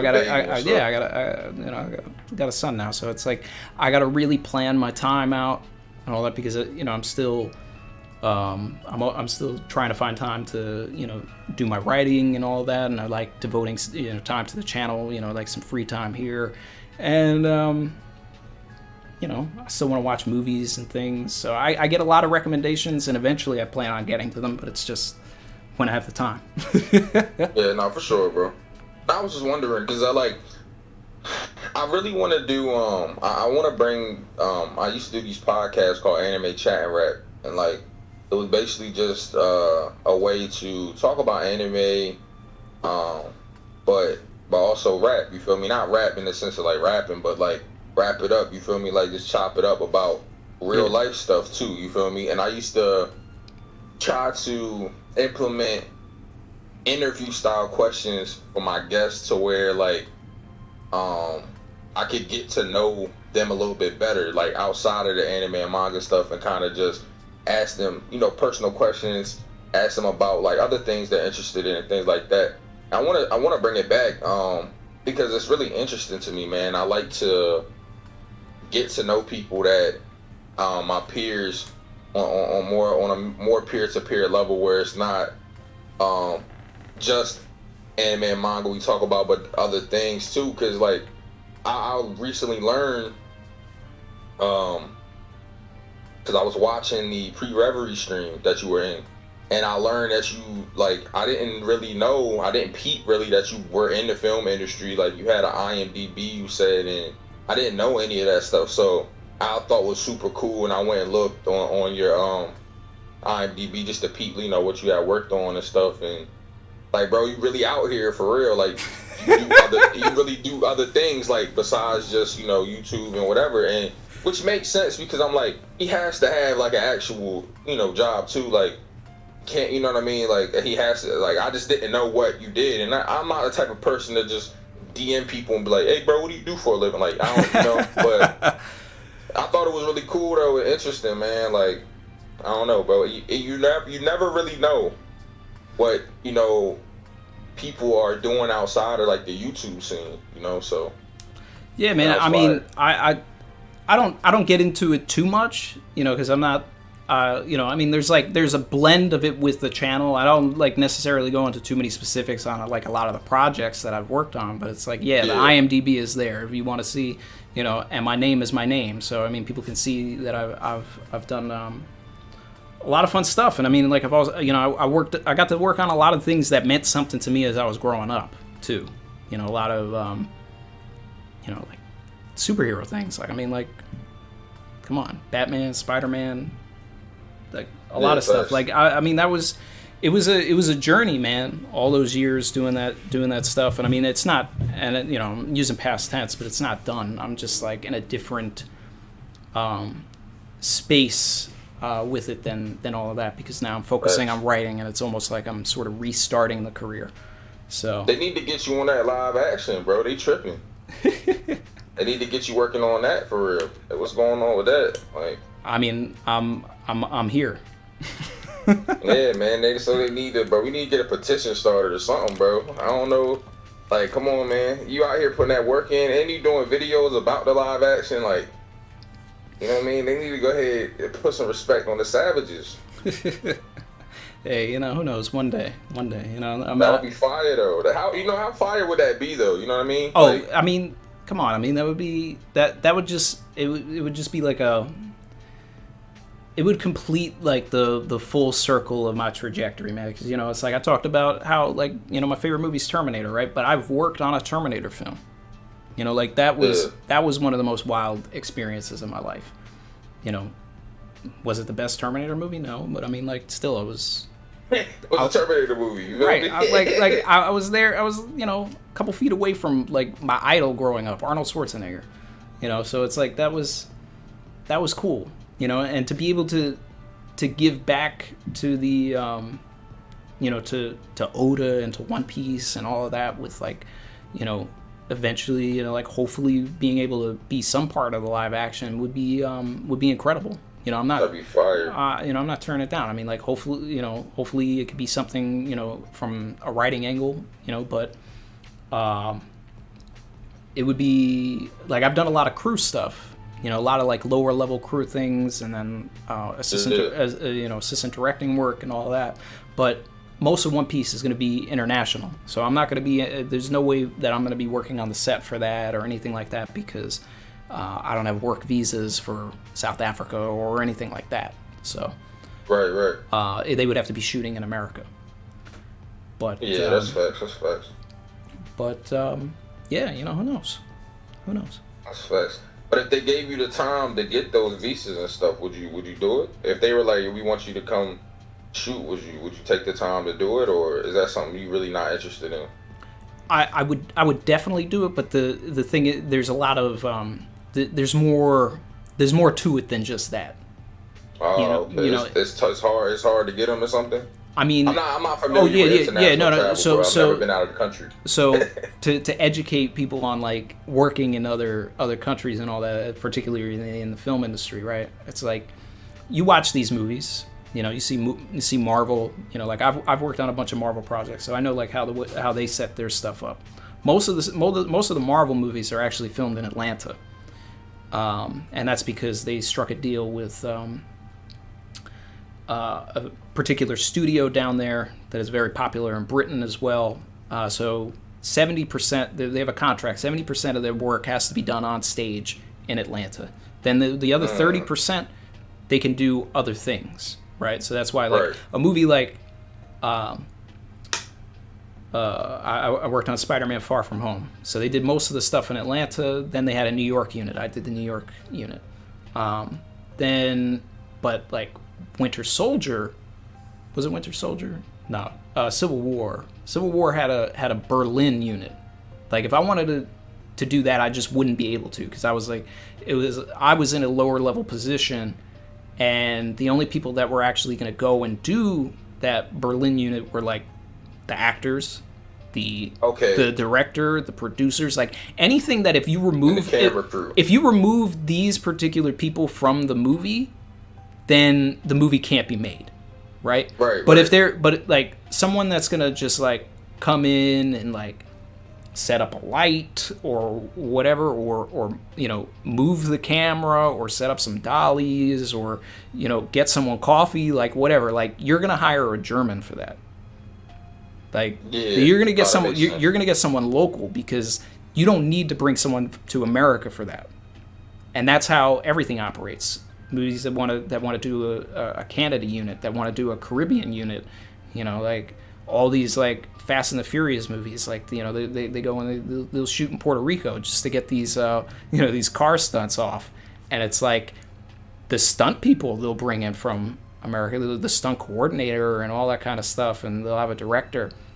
But if they've got extras or anything, or just like regular crew people, they're gonna hire locally. And the truth of the matter is that you go anywhere in the world, they're going to have a film crew, even in South Africa. Yeah. So that's fire, though, bro. Is this interesting, guys? Is this interesting, or like, you know, should we get back on topic to One Piece? yeah, we can, bro. I'm sorry, bro. It's just, no. It's cool. I want to. I'm having a fun conversation with you. I'm gonna have to just bring you on, bro. When I get this podcast back up, bro, we just gonna have to bring you on to one of them, and so we can talk about more stuff. Cause, bro, I'm so interested in like your story, bro, and just like the non-One Piece stuff. Like, I'm just so interested, bro. Like, I'm one of those people. I'm so intrigued by information, bro. Like I'm one of those people that like I'll sit and like I'm one of those people that'll sit and like watch a 2-hour documentary on lions. Like I'm like one of those people. Like I don't know. I've always been that way, but like anytime there's something new that I didn't know about, I just like I want to wrap my head around it and like it's fire. So now I'm like, yo, I really want to pick Randy Choi's brain about the film industry now. As soon as I learned you were in it, I was like, bro, I just want to know because I don't know anything about it. So we definitely gotta chop it up, bro. Like even if it's not even on a video or whatever, man, we just like. Oh yeah, man. I got stories for days, man. Like I do plan on doing it. Like I'm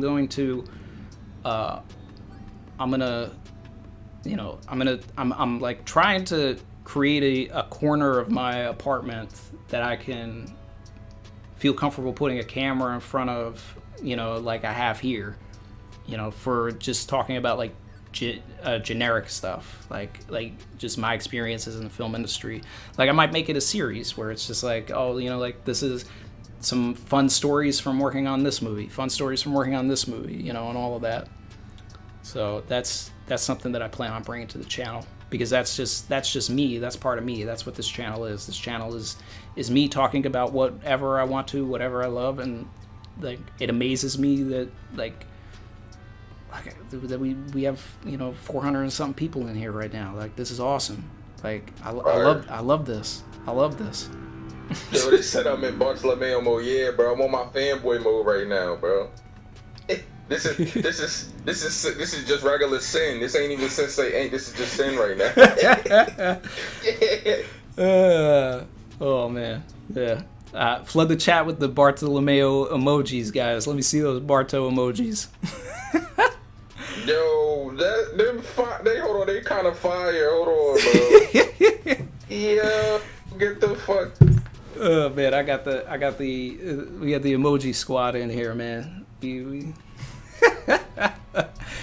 Let me hit this. Let me hit this super chat. I've been sitting on this one. My guy AJ. Best Sasaki meme. He is a Triceratops that identifies as an Apache attack helicopter. It might be an uncultured meme, but I laughed. I need to see that. If there's like a visual copy of that, I need to see it. Look at all those Bartolomeo. That's for you, bro. Yes, sir. Let's go. Hey, yo, can I just be the official Bartolomeo with a Savage crew? Like, hold on. Might have to be, bro. Someone said Synsei Inc. is Bartolomeo confirmed. Come on, like, let's talk about it. I like Bartolomeo. That's my guy. Yeah. The Savage Gang Bartolomeo right here. Let's go. Yeah. And then what he said Synsei about to paint Savage over logo facts. Hold on, might have to be chill. Let me see. There was another super chat that I gotta get to here. Let me see.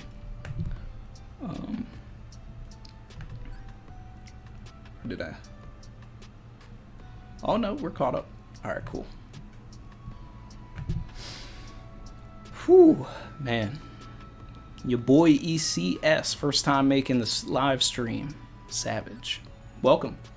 We got a special guest today, Synsei Inc. Sean Gardner said Randy's personal stories need to be titled Savage Story Series. Yeah, facts. Bro, you might have to just make you might have to get a Randy Troy documentary going, bro. Hold on. You got the film. You got the experience. Like, you could probably chef something up. I'm just saying that might be fire. That might be fire. Maybe I could be 100K special, bro.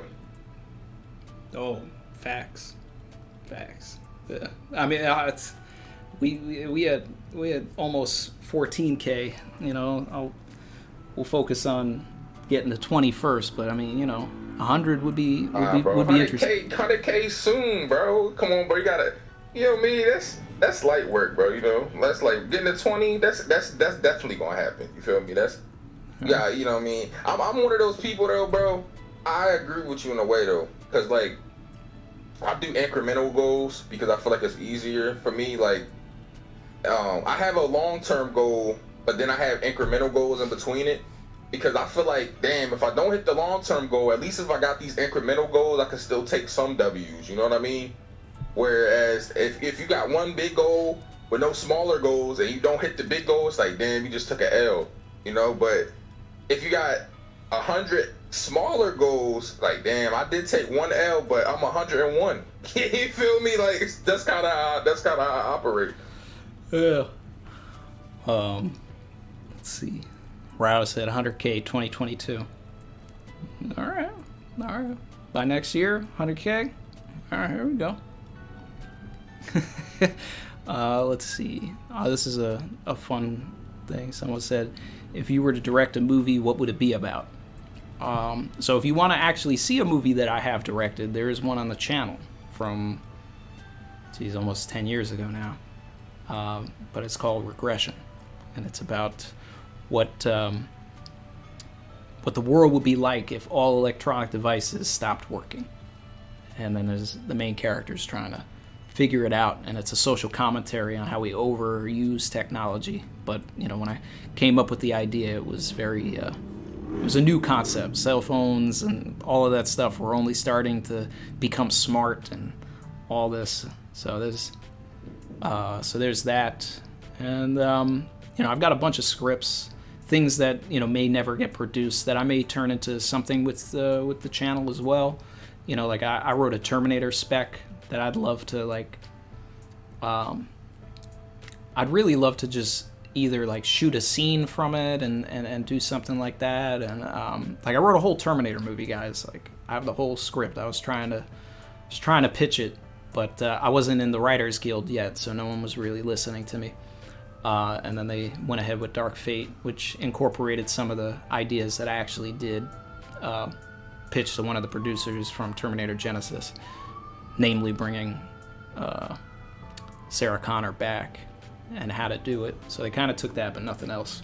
But I'd love to get some voice actors and maybe do a podcast reading of it or something. I think that would be fun. And then I have I've got so much stuff. I got an original pilot that I've been trying to that I'm working on shopping and all of that, called Binary, about a future world where everything is it's in disarray. There's been wars and all of this stuff and work drafts and things like that, and the main character is a female that's been work drafted into population enforcement. But the twist of it is that she is also pregnant, and her people are now coming after her to sabotage her child. So I'm trying to get that out there. That's a series. So that's a little bit about it. Fire. Aaron said Regression, Emma Watson. No, not that one. No, not that one. Just type Regression, Randy Troy. Someone asked me to ask for the voices. I don't know what that means. Need that impression. Which impression? Someone said eat on feet. I don't know what that means. What is that? Oh, so I had my cousin on stream.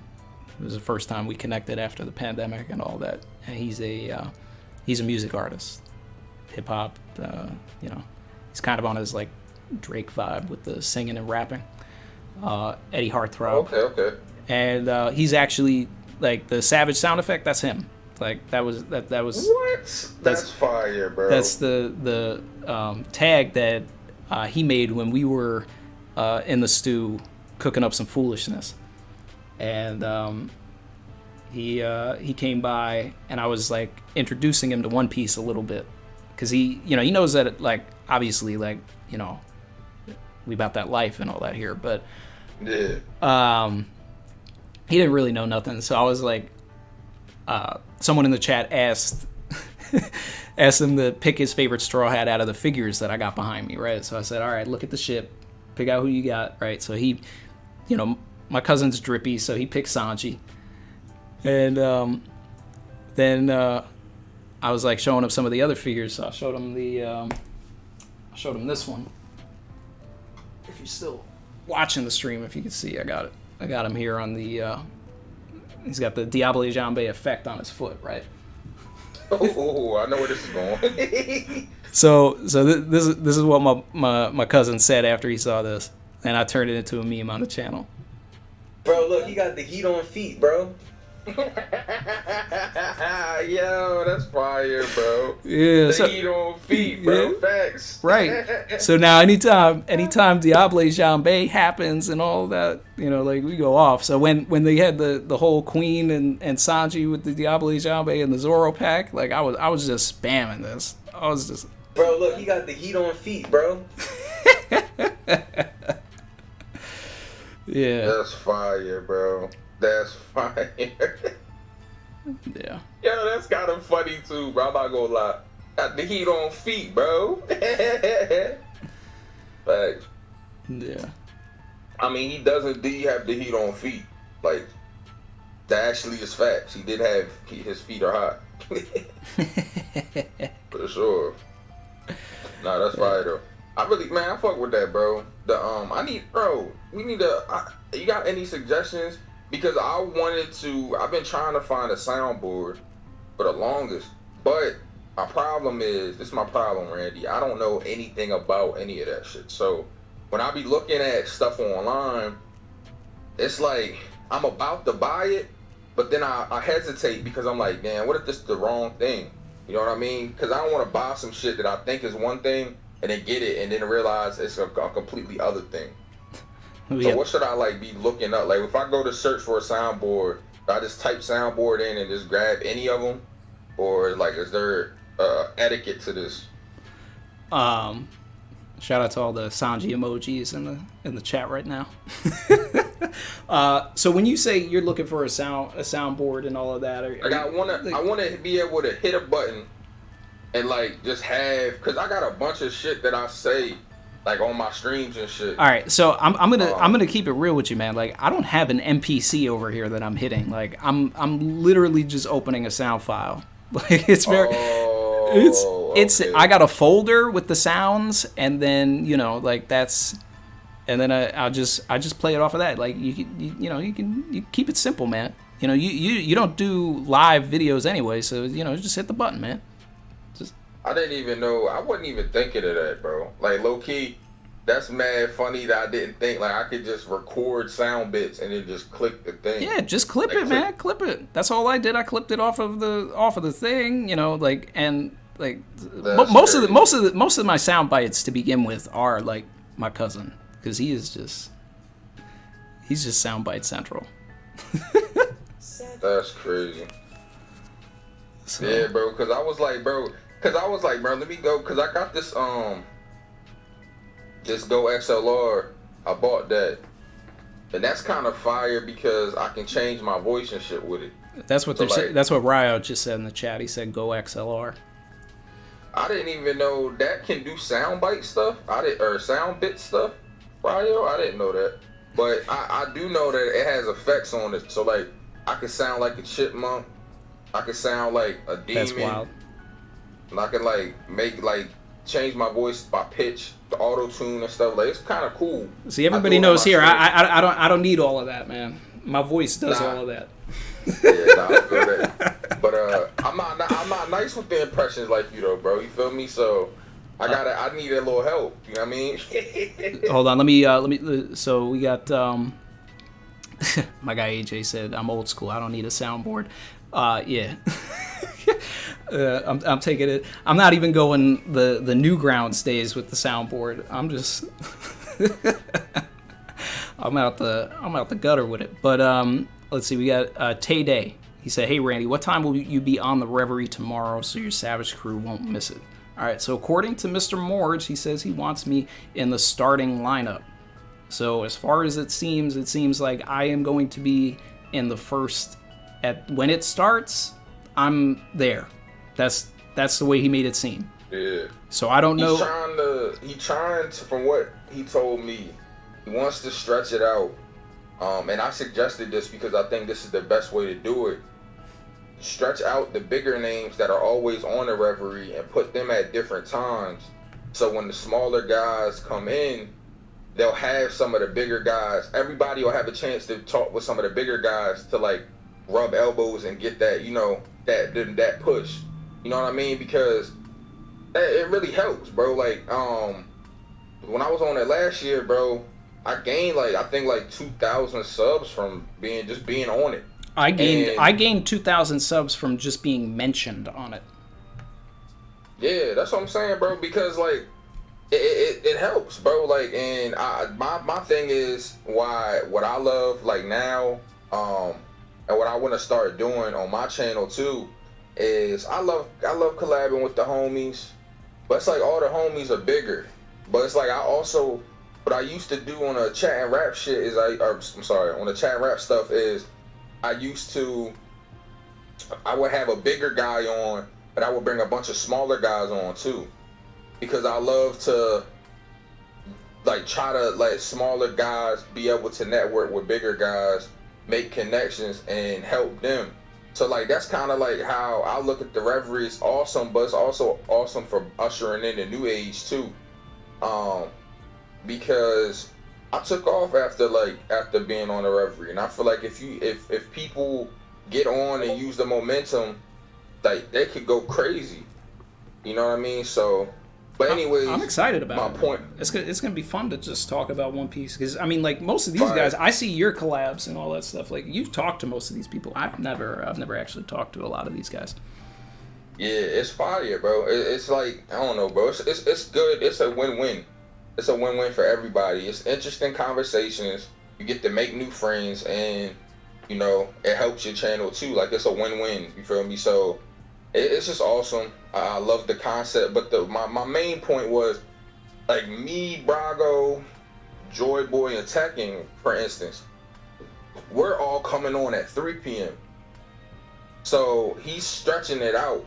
Like, because normally what happens on all the other referees you'll see, for the most part, all the big guys come on at the start of the lineup initially. All the big guys come on first. I'm like, all right, what if you switch it up a little bit? Like, have some of the smaller guys on the starting lineup with some of the bigger guys, and then bring more of the bigger guys in every hour or so. Stretch it out. You know what I mean? Because, like, you know, they're all there. Most people are there, you know, to see their favorite YouTuber. They want to see their Tekkens, their, you know, BDAs and stuff like that. But it's also like, yo, what's up with some of these new dudes though that are, I feel like, are just as talented and just have a lot to say too. You feel me? So I like how Morge is doing it. You know what I mean? I think it's fire that he's doing it this way. Yeah, and I think it's interesting, you know, if it's going to be the pre-reverie and there's going to be video involved as well. I think that's interesting as well, because I know that the last one was all audio only. So, let's see, we got people talking to us in the chat. We got,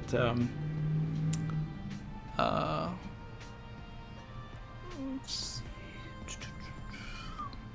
Giovanni said, can we get a Randy Tekking Synsei Inc. collab then? I mean, technically, probably tomorrow. Brett Fairchild said, yo, tell Synsei that my friends and I think Nux and Synsei are a hilarious team. Oh, yeah, that video was mad funny, I'm not gonna lie. Yeah, that's what Lucy B just said. Yeah, Synsei Inc. collabed with Nux. It was really funny. Yeah, that joint was funny. We just basically just roasted my friend's top 10 One Piece list. That was the whole video. Like, we just flamed them, and that shit was funny. I might need to check that out. Yeah, cause some of their picks were creditless, bro. I'm not gonna lie, bro. I ain't gonna lie, cause like I got creditless picks too. There's nothing wrong with having creditless picks in your favorites list. Cause I have 2. Like I have Nekomamushi and Lucky Roo in my top 10. Like that's creditless. But some of their lists, bro, like. Oh, bro, you just gotta watch the video. That's all I can say. Just watch them. Cause like some of them was fire though, but some of them I was like, yo, what? Like somebody had Yasui on their list. somebody in had their top 10. That's interesting. I mean, had Tom. I like Tom too. I mean, these are the Tom the GOAT, but but top 10? Yeah, I mean, people would probably like say that about my top 10 though. Like in my top 10, I got Bellamy in there. I got Mr. 3. Like, you know. They probably would. Cause I don't like. I think unique top 10s are fun. I like different characters to begin with. Yeah. You know, like it's not. Yeah, same way, bro. You know, it's not all about Luffy for me. Like we're here for Luffy. We're on the journey for Luffy.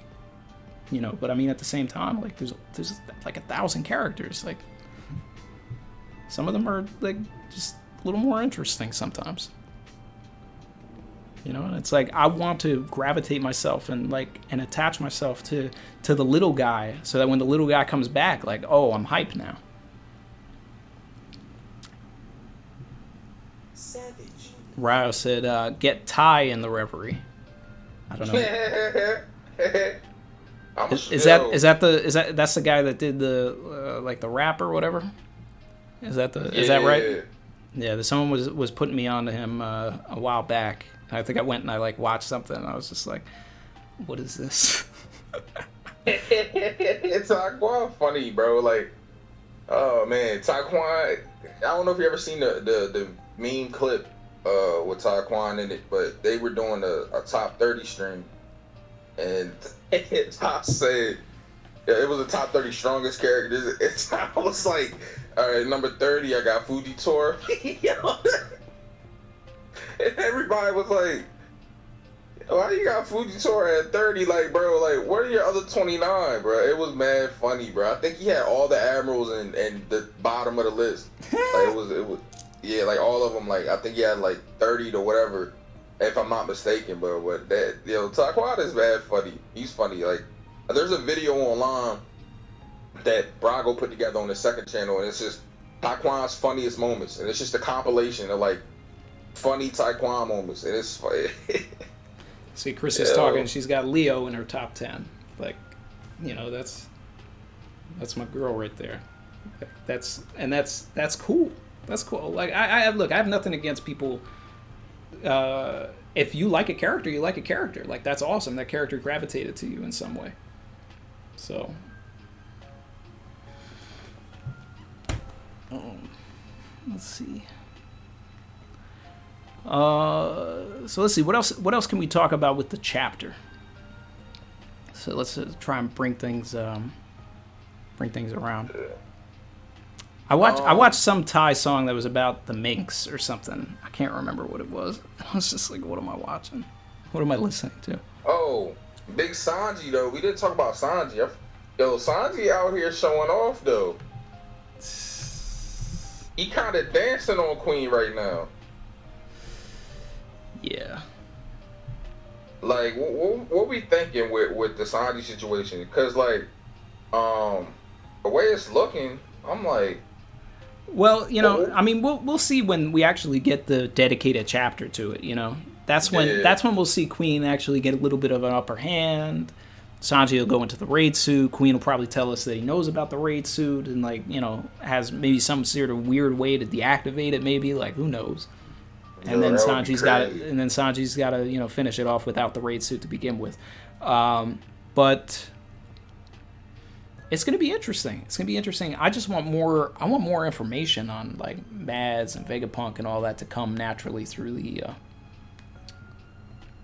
through that fight. So yeah, we got big that Zoro stuff in the beginning too. That was fire. That was funny. He's busting out that pack soon. Let me see those Zoro packs in the chat, guys. Zoro pack. Let's put Synsei onto the Zoro pack emoji. No. This man Luffy woke up. That was kind of meat. Yup. That was kind of funny. This chapter was pretty. It was a decent chapter though. Like I really like this chapter. Yeah, I like that. You know, it's my favorite thing about it is that it's out, and now we can get to that Robin stuff. Oh yeah, no, that's facts. We definitely getting it, bro. I'm gonna be honest. I really, for a minute there, I was worried because I was like, man, is Oda gonna like off screen the Straw Hat stuff? And that's kind of like I was worried about it at first, but like we're getting to see everything because like we had the Alti like Nami stuff, Who's Who, and Jinbei stuff, which I don't think is done yet. Sasuke and Frankie, so we're definitely going to get chapters like dedicated to their fights. I think the Jinbei and Who's Who portion of it is over, but I think there's going to be a Who's Who and CP0 event. You see all the Zoro packs in the chat for you, my man? Oh yeah, let me peep. Nah, I think their fight is done. I agree, but I just meant like I think we're going to get a little bit more information. Probably through CP0, I would say. But I think we're gonna get some more information because like that, unless Oda leaves it open ended. But loving the Zoro packs, guys. Loving it. Yo! I know you did. Yep, I did. Hey man. yo! I did. We just have fun over here, man. Shout out to DJ Red Comet. Savage. Will Blackbeard show up and kill Yamato for his fruit? And will Zoro slay Kaido? Savage. About that time. I don't think that... We need to see what the point of Yamato's fruit is, right? You know, why is it important? Why did Kaido want it? You know, what can that fruit do that other fruits can't? And then we can determine whether or not Blackbeard actually wants that fruit. I can't say that for now. Now, will Blackbeard show up in general? He should.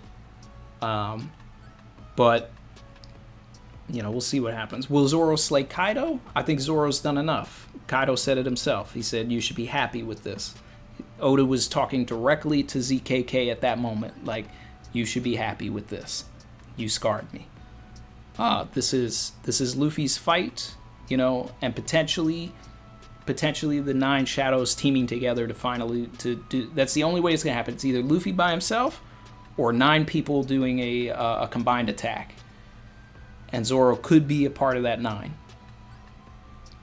Yeah, I mean, people saying like that's not enough for Zoro. I feel like they aren't reading the story. Like, cause it's like, bro, this is a thing. Like, this man Zoro got to, with the help of Law, of course, the Law did help him out, but he got to block the brunt of the sovereignty attack to save, you know, the people on the roof.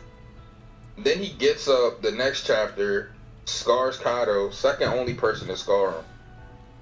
That's like, bro, that's a feat. That's enough? Great. Be happy. Like, I don't understand how that's not enough. Like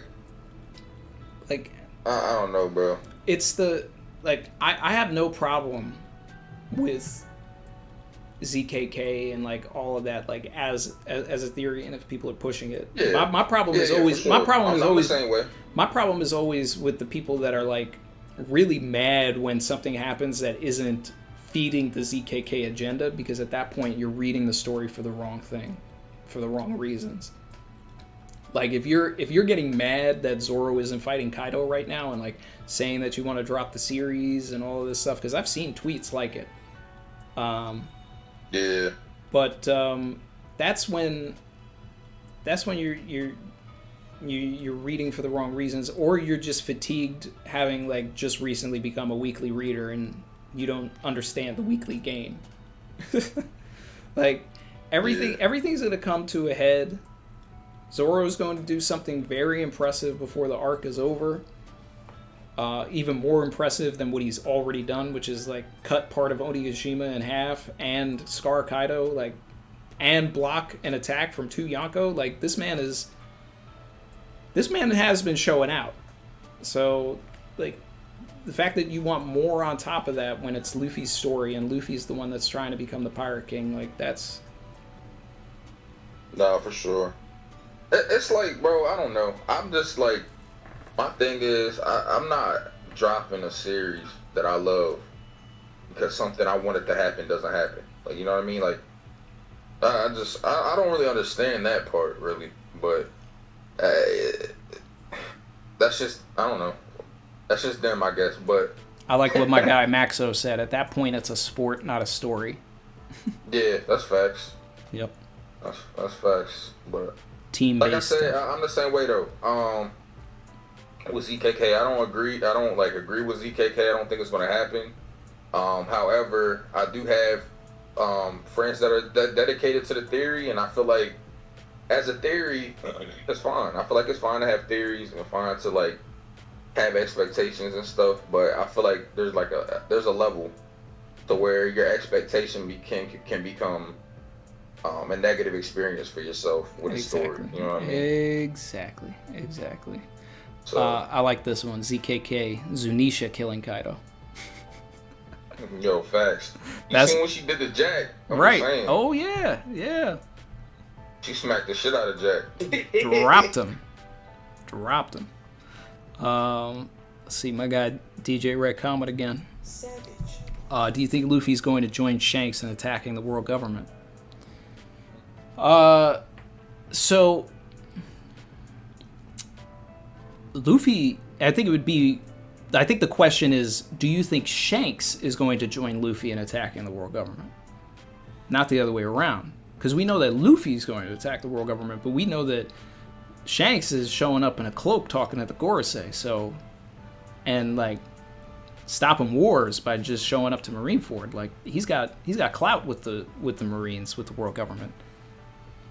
This man he's trying to keep the balance of power.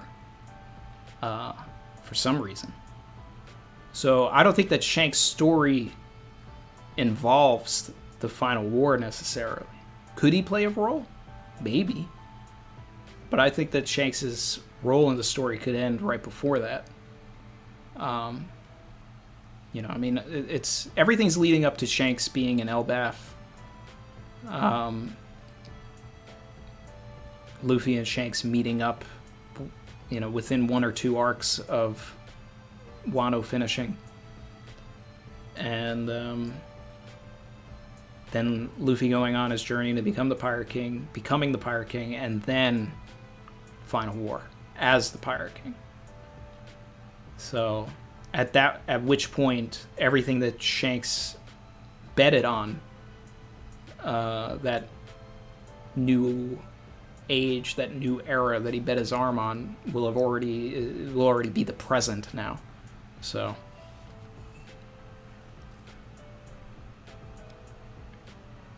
that's how I feel with that. What do you think, man?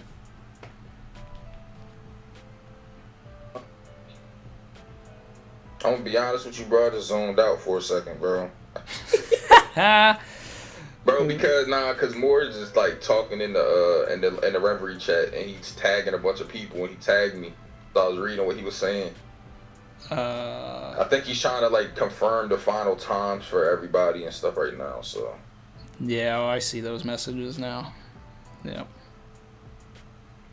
Okay, so breaking news, people. This is the starting lineup. All right, I'm looking at this chat from Morge.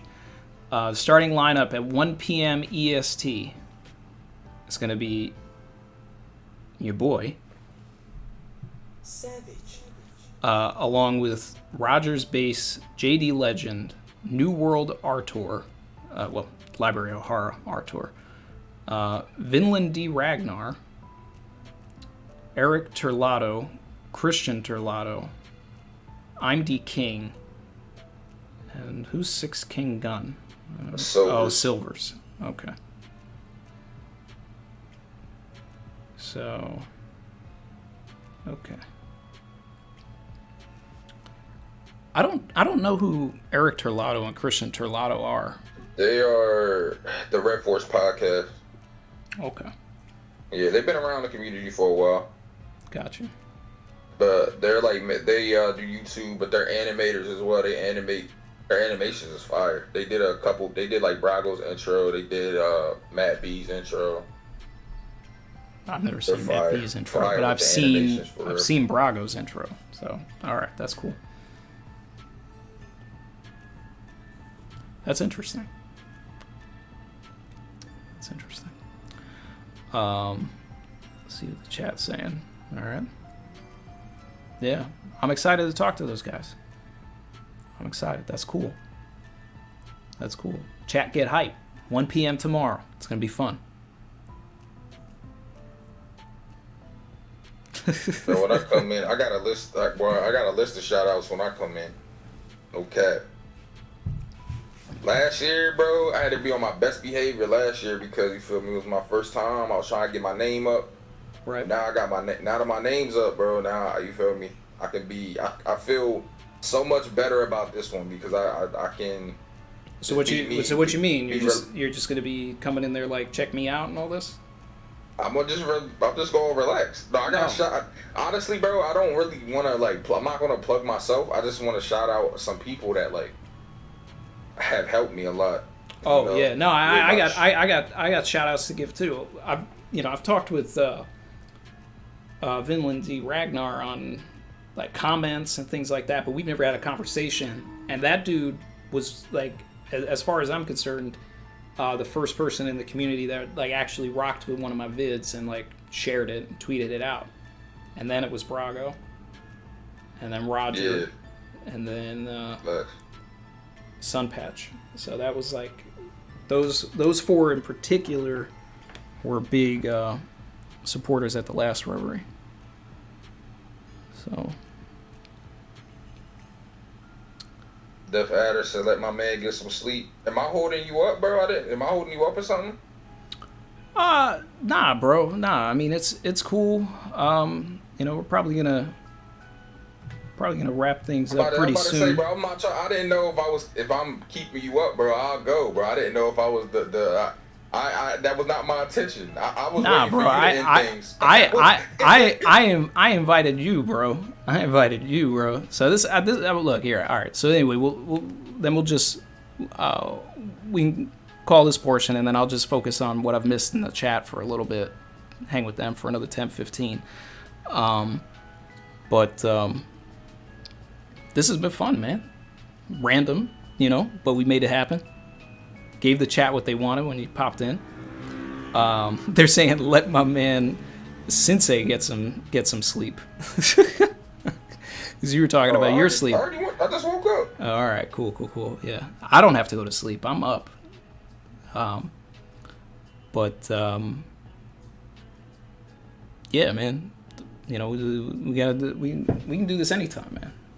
We can do this anytime. For sure, bro. I'm gonna hit you up, bro, because I want to do like I have some ideas, but because like a lot of my collabs I do are just like one-on-one interview style. Excuse me, where it's just I have a Discord call. We talk about a topic, random topics, things like that.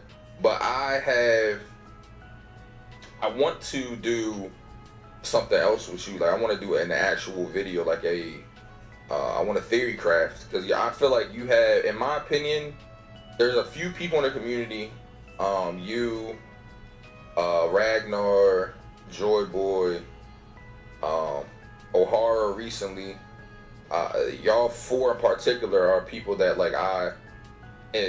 I'm just always interested in what y'all have to say when it comes to y'all's theories and stuff. Ever since I seen the law video that they shouted out, I was like, bro, I like how your mind formulates thoughts.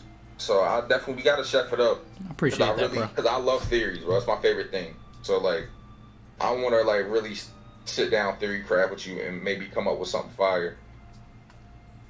Anytime, bro. I'm always, we can always make something happen. I'm always down to talk about One Piece, talk about whatever. This is fun for me. And then, for sure. I do break week streams, and, any sort of, whether it's a break week or not, or, some random weekday or something, we figure something out. Give the people content.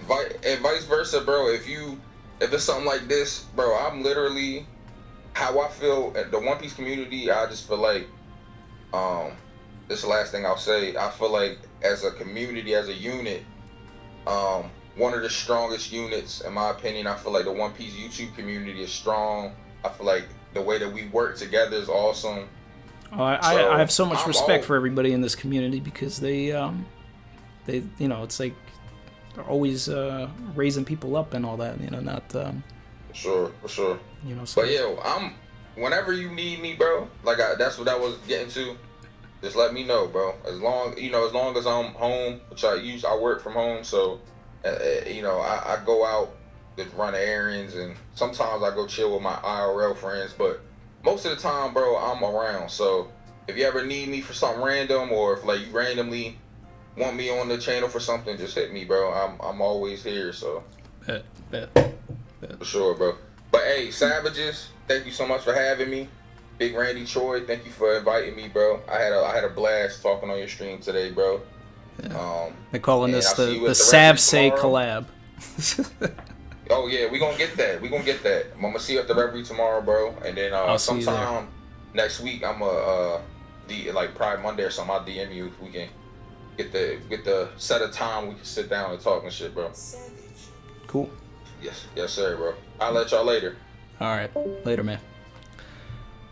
All right, so that was fun, guys. That was fun. I hope you enjoyed that. We finally, we got the first official collab on the channel in a collab here. It seems, we had Synsei Inc. join, and that was a lot of fun. I appreciate him for dropping by, talking about not only the chapter but just life and other things as well. So that was cool. The chat's all saying bye to Synsei and giving him praise and all that. So that's cool. Shout out to my boy Savage Inc. That's the that was good. Lucy P said good collab, good stuff. Appreciate that. Glad you guys liked it. I'm glad it worked out. I'm glad everybody was able to hear him well enough. I didn't know if there was going to be some sort of weird echo or anything, because I was really just playing the audio off of the computer into the microphone. Yeah, so I'm going to catch up with the chat a little bit. Someone said, did I find Waldo yet? I did not. I actually don't want anybody to tell me where he is. I want to find him for myself.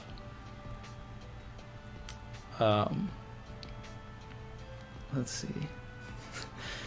Chrissy loves the Library of Ohara. She loves Artur, and when she was catching up, she was using the Library of Ohara. She's big on Reddit, so she liked his website and all of that to learn and read things about the series. So she posted in the chat, she's like, "Can you say hello for me?" and put the Bardo emojis. I will let Artur know. Don't worry, Chrissy. I will let him know. And if Mars is asleep, you can come in and join the Reverie for a second and say hi.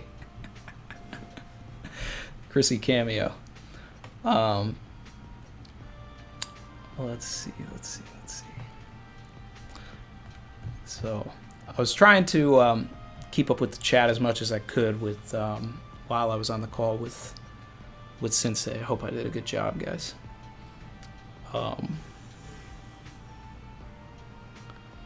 So I'm definitely looking to wrap things up here in the next probably 5 to 10 minutes. Is there anything else that people want to talk about? Anything that I may have missed in the chat while I was talking to Synsei that we want to talk about as well? Just say it again, and we'll do this. Chrissy with the Barto emojis again. I love it.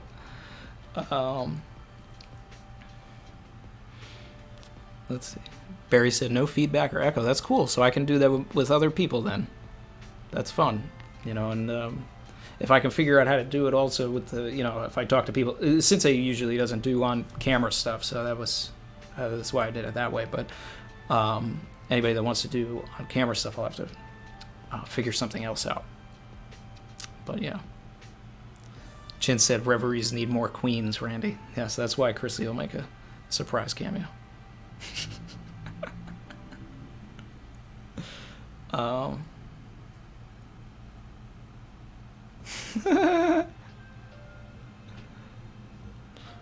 Barry said, I'm here for Portgas D. Chrissy at Reverie.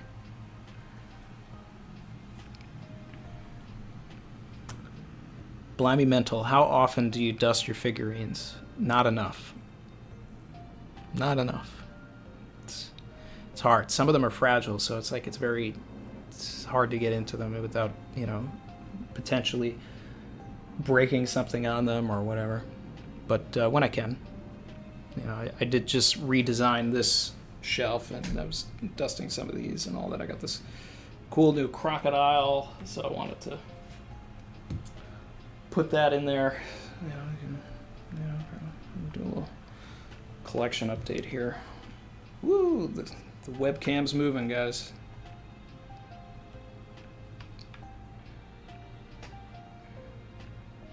Check that croc out.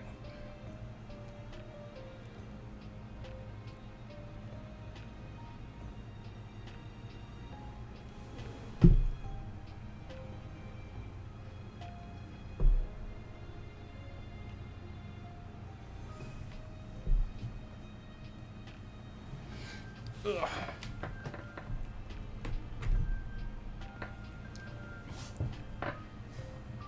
Cool. So, yeah, there's that.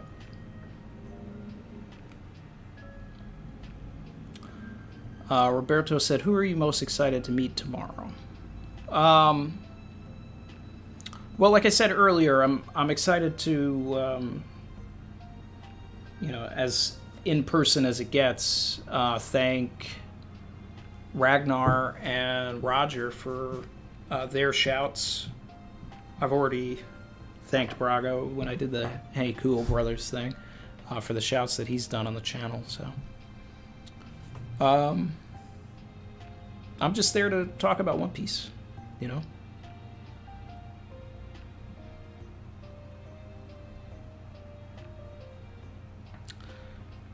Rao said, what movie do you plan on making your first review for? So are we talking about movie reviews that I'm watching now, or movies that I've worked on? Because I guess that'd be different. I still wish I had the. I wanted to get something out for In the Heights when that came out, but I'll eventually do something on that. I just watched Black Widow yesterday, and I was thinking about talking about that. Definitely had some thoughts on that. Once I finally get everything set in the other room, I'm gonna diversify the content on the channel for sure. And I'm editing other videos, One Piece ones, so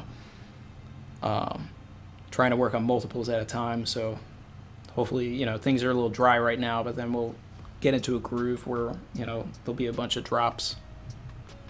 Tay-Day said, "Hey Randy, did you watch Loki?" I did, and I loved it. I thought it was the best series out of the Disney Plus Marvel shows that just came out.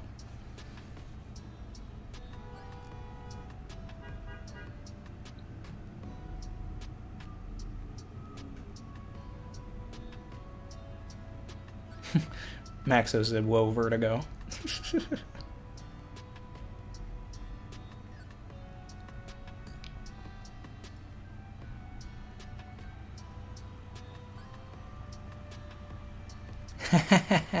Very motivated said her mom was looking hard when she showed her mom my channel. I was desperate to see who I had behind me. Well, Barry, I got to do an update, but I do have a video where I actually went very close in on the figures. So I mean, you can show her that one if she wanted to see.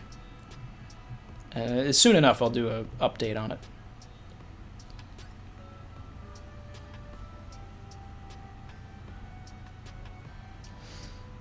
Mario said, Dark Knight Trilogy movie review. It's funny. I went from getting a letter from Warner Brothers to a cease and desist because I downloaded The Dark Knight in 2008 because I was trying to make a meme. I'd already seen the movie 3 times in theaters, but I was I wanted to take a clip from it and make a meme out of it. And then, what was it, 4 years later or whatever, I was working on the sequel to it, and they were paying me. So my Dark Knight Trilogy review would definitely include my stories from The Dark Knight Rises.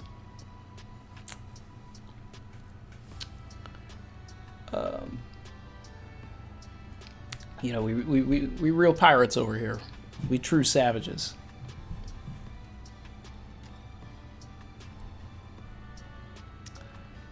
Real Mo 1, is Black Widow good? I really liked it. I liked it. Marco said Black Widow movie too late in the game. Yeah, it would have been. It would have been better if it had come out right after Civil War, but at the same time, it would have been a different movie. And I think that the cast that they had was phenomenal. They casted it perfectly. So I'm excited to see where it goes, but it is sort of sad that, you know, we're not going to get some sort of a sequel, because I really like the Florence Poe and Black Widow dynamic. And I think out of all of the female-led superhero movies that I've seen recently, you know, I did really enjoy Wonder Woman, the first one.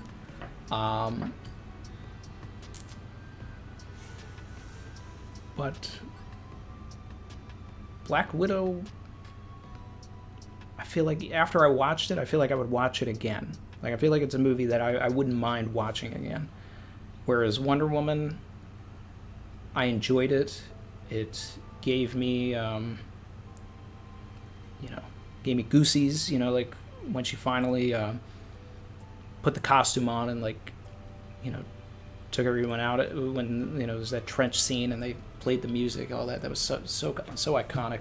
But I think the first half of that movie just drags. And I think that Black Widow was very consistent and didn't actually drag.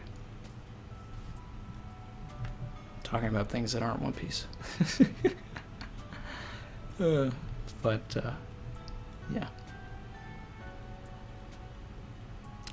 But I'd say the biggest critique that I could have for Black Widow was that Taskmaster was severely underutilized and is one of my favorite Marvel villains to begin with.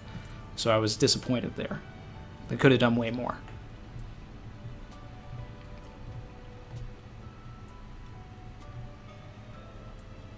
Low-key new variant from Elbev. That's funny.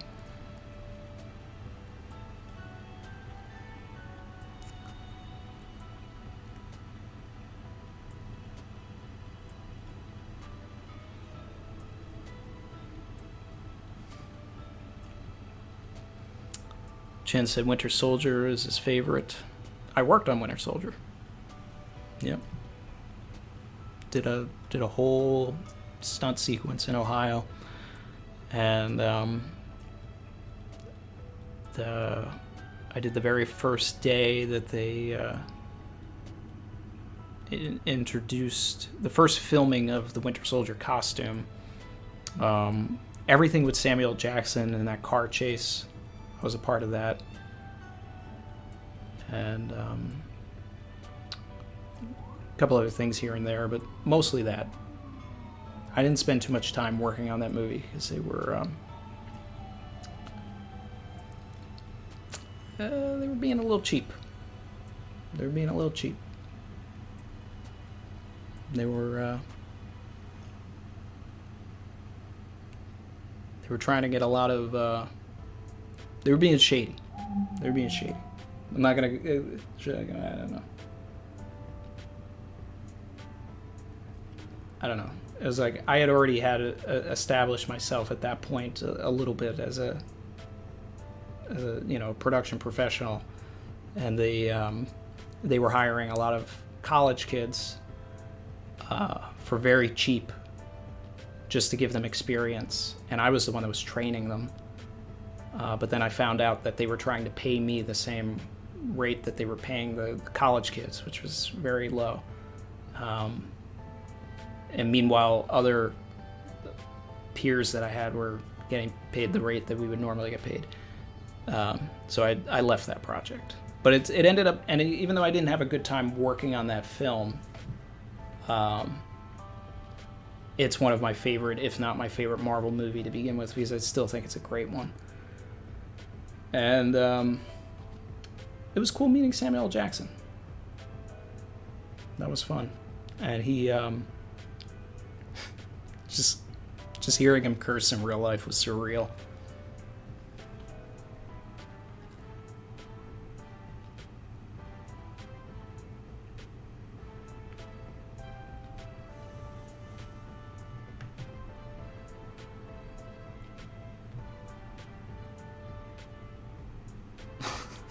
Chrissy's in the chat trashing Wonder Woman 84.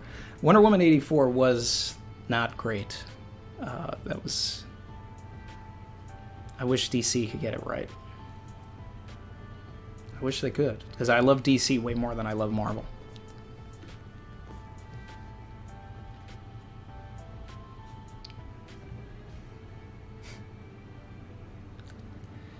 Ryo said, Kevin Feige about to drop you from any further projects.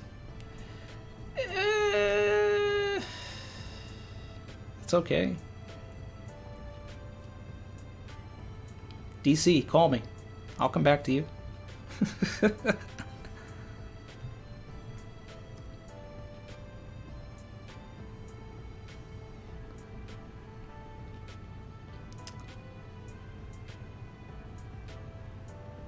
Key and Wozniak, the answer to your question is yes.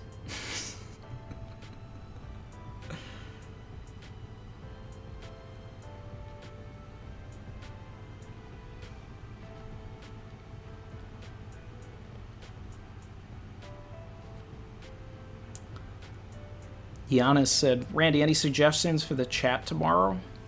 What happened last time? Well, I was in the chat myself last time, and they just talked about the law theory, and that brought a lot of people to the channel, which was great. I don't necessarily know what you mean by any suggestions for the chat tomorrow, but I just would love to see you guys in the chat. You know, supporting the boy. That'd be great. Chan said, did I like Justice League? I liked the Snyder Cut. I loved it. I loved it. Restore the Snyderverse. Ben Affleck is the truest version of Batman on film that we've ever gotten, as far as comic is concerned. And I don't care if that's a hot take. I wish we got that Ben Affleck solo movie. Randy Troy, what about Captain Marvel? Superbly disappointing. And like, I was a huge supporter of Brie Larson's career early on. You know, I was a very vocal supporter. Like, I saw Short Term 12 in 2013 or something, like, you know, right when it came out, and I was like, this girl is next. She's gonna be big. You know, and then when I heard that Room was coming out and I was familiar a little bit with the book, I was like, oh, she's going to get the Oscar. I saw the movie, she's going to get the Oscar. I was right. Then she went and did Marvel, and I think she just didn't get it. You know, for the people that saw Black Widow, you see, like, you take Florence Poe, right? And her role as Yelena. She was badass, but she understood the quippiness of Marvel. She understood that balance, and I felt like Brie Larson missed that balance. Came into it with the wrong energy. I think she was just miscast. I still like Brie Larson. I think she's a phenomenal actress, but I think that she was very miscast in that role.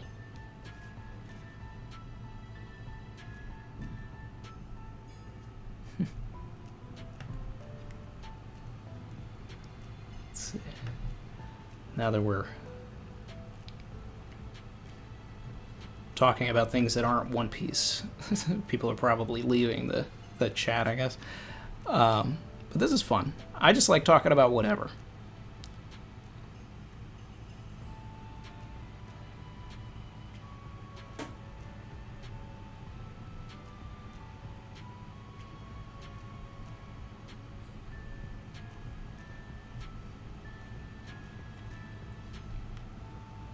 Barry said, do I think it was Brie or do I think it was a writing? I think it was a combination of a lot of things. So there's... I think one of the biggest issues that plagued Captain Marvel was that... was the order that they shot it in. Because they didn't give Brie Larson the opportunity to like fully flesh out the character before they had already shot her scenes for the Avengers movies. So she kind of had to just create the character immediately and then keep the consistent tone of what she had done in the Avengers movies. And then it could have been the writing, it could have been the direction, it could have been that they were just trying to force a woman-led superhero movie instead of letting it naturally and organically evolve like I felt Black Widow did. Black Widow is the movie that they should have made back then, but if they had made it back then, it probably would have been like what Captain Marvel was, which was sort of flat. And, yeah, I don't know. I'd have to rewatch it in order to formulate my opinions on it. I only saw it once.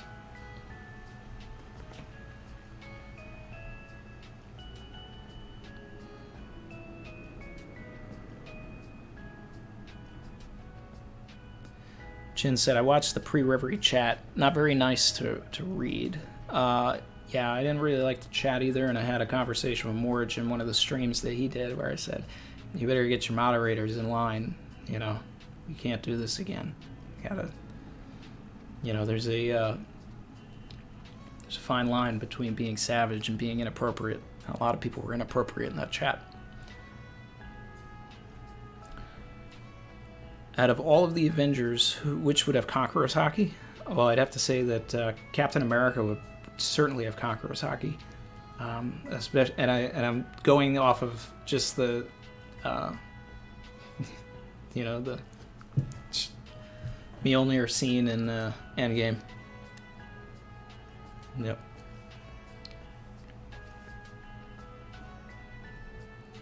It's funny.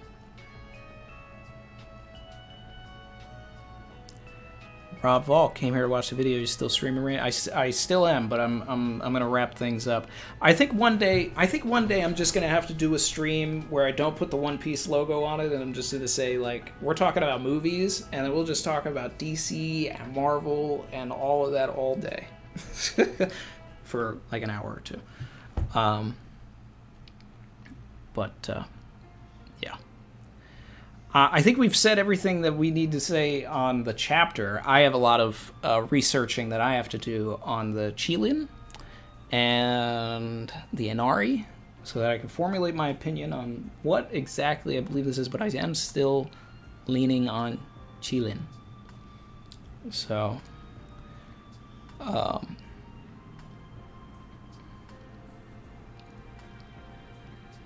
Tay says that they love this stream. That's awesome.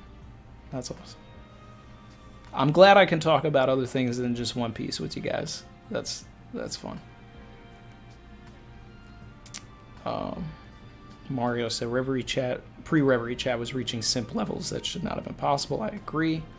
But at least the discussion in the pre-reverie chat was fun. Like I had a good time talking with Morge, O'Hara, Joy Girl, and Flying Panda. And Zach, of course, we've talked a lot. And Fiji was there too. Yep.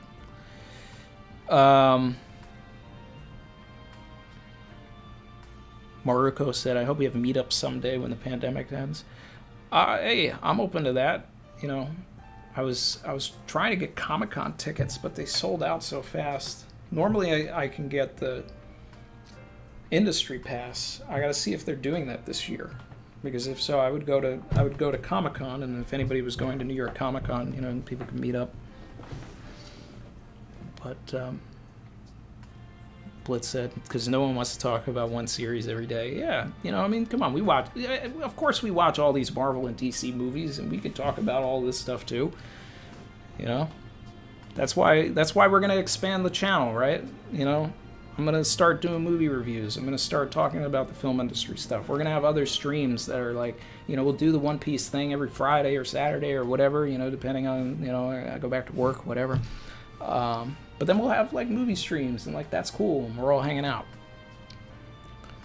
But Harshan said, all right, I got to go. Great stream. Have a nice weekend. You too. Hope to see you guys at the Reverie. I'm going to... yeah. NYC meetup?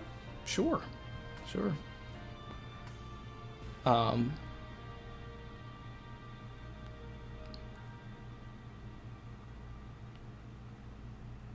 Let's do a meetup in VR chat. You don't need VR for it, and it's free.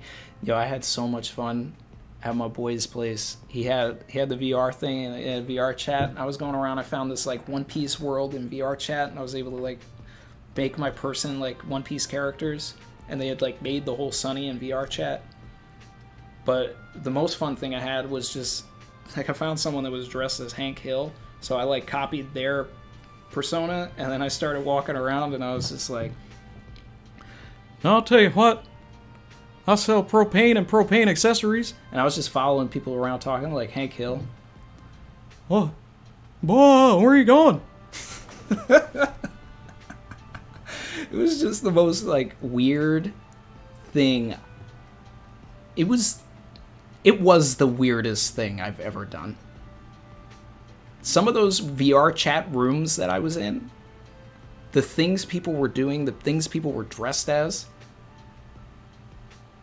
it was weird. It was weird.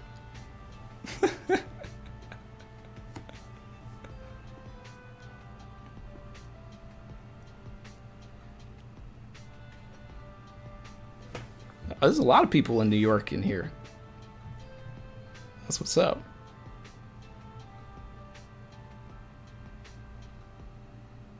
Barry said, I'm from Texas, and I would walk away from Hank Hill. Ugh.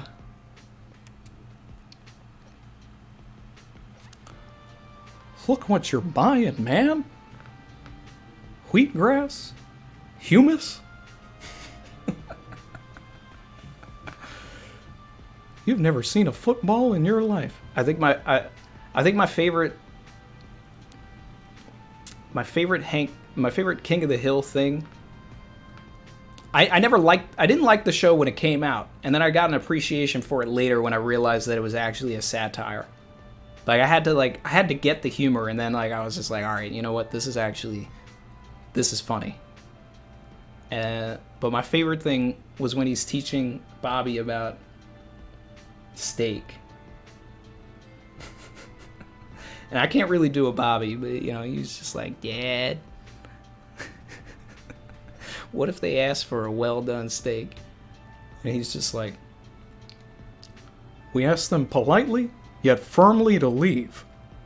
And I just think that's hilarious.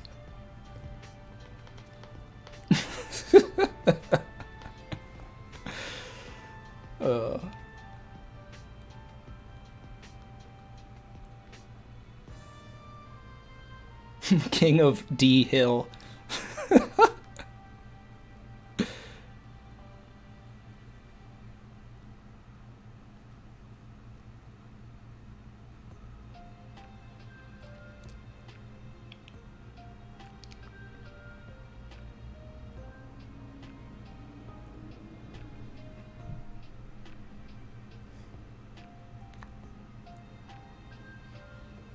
Let's see. Marco, I'm loving this stream. It's already 3 a.m. here. Oh, man. I gotta let people go to sleep. Do Boomhauer. Can I do Boomhauer? Dang old talking about One Piece, man. You got that dang old One Piece chapter 1019. Don't know what Yamato is. Yamato a fox, Yamato a thing. I don't know. Dang it, Bobby. You got fire ants on my new lawn, whoa!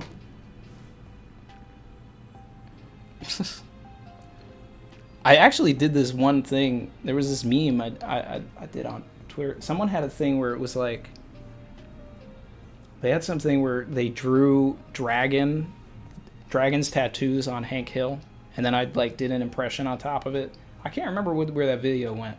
Can't remember what I said, but that was funny. I was like talking One Piece stuff, but as Hank Hill.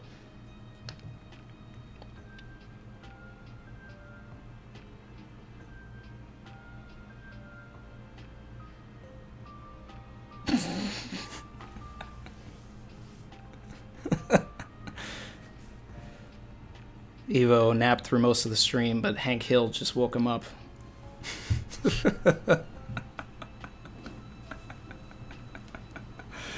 Oh, God. This is fun.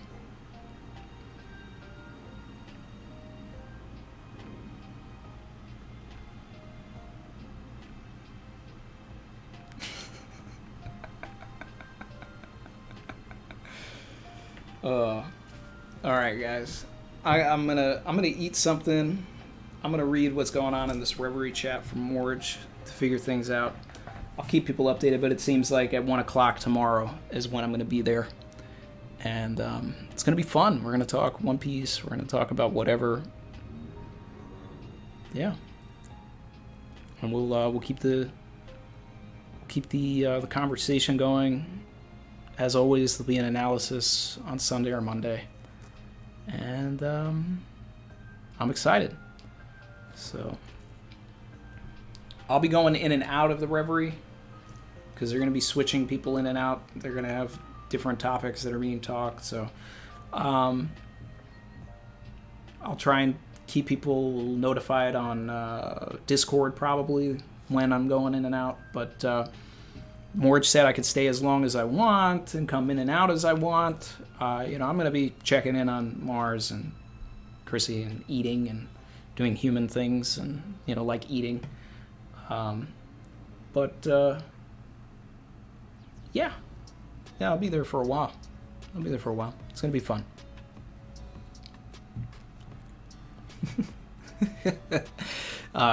Yeah. Chrissy made meatballs again, so I think we still have some meatballs left. I guess it's now a stream tradition. Wait, guys, is it a break week next week? I forgot. Is it a break week or we got 10/20?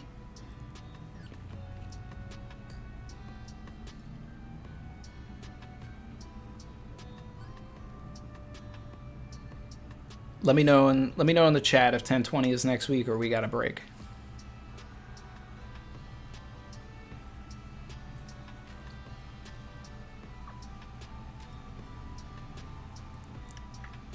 It's a break week. Yeah, that's what I thought. I thought this was the other break week. All right, so we'll figure something out. We'll still do a break week stream, and we'll figure it out. We always do. Even if it's just a chill thing. Maybe it's the stream where we just talk about movies and all that stuff for a while. Like, who knows? That might be fun. All right? We'll keep the conversation going on the Discord and in the comments. Thanks again, everybody. Appreciate all of the support, all the members. Shout out to the new members in the stream. Shout out to all you guys. Appreciate it. The Olympic break. Yes. All right. Later, everybody. Thanks again.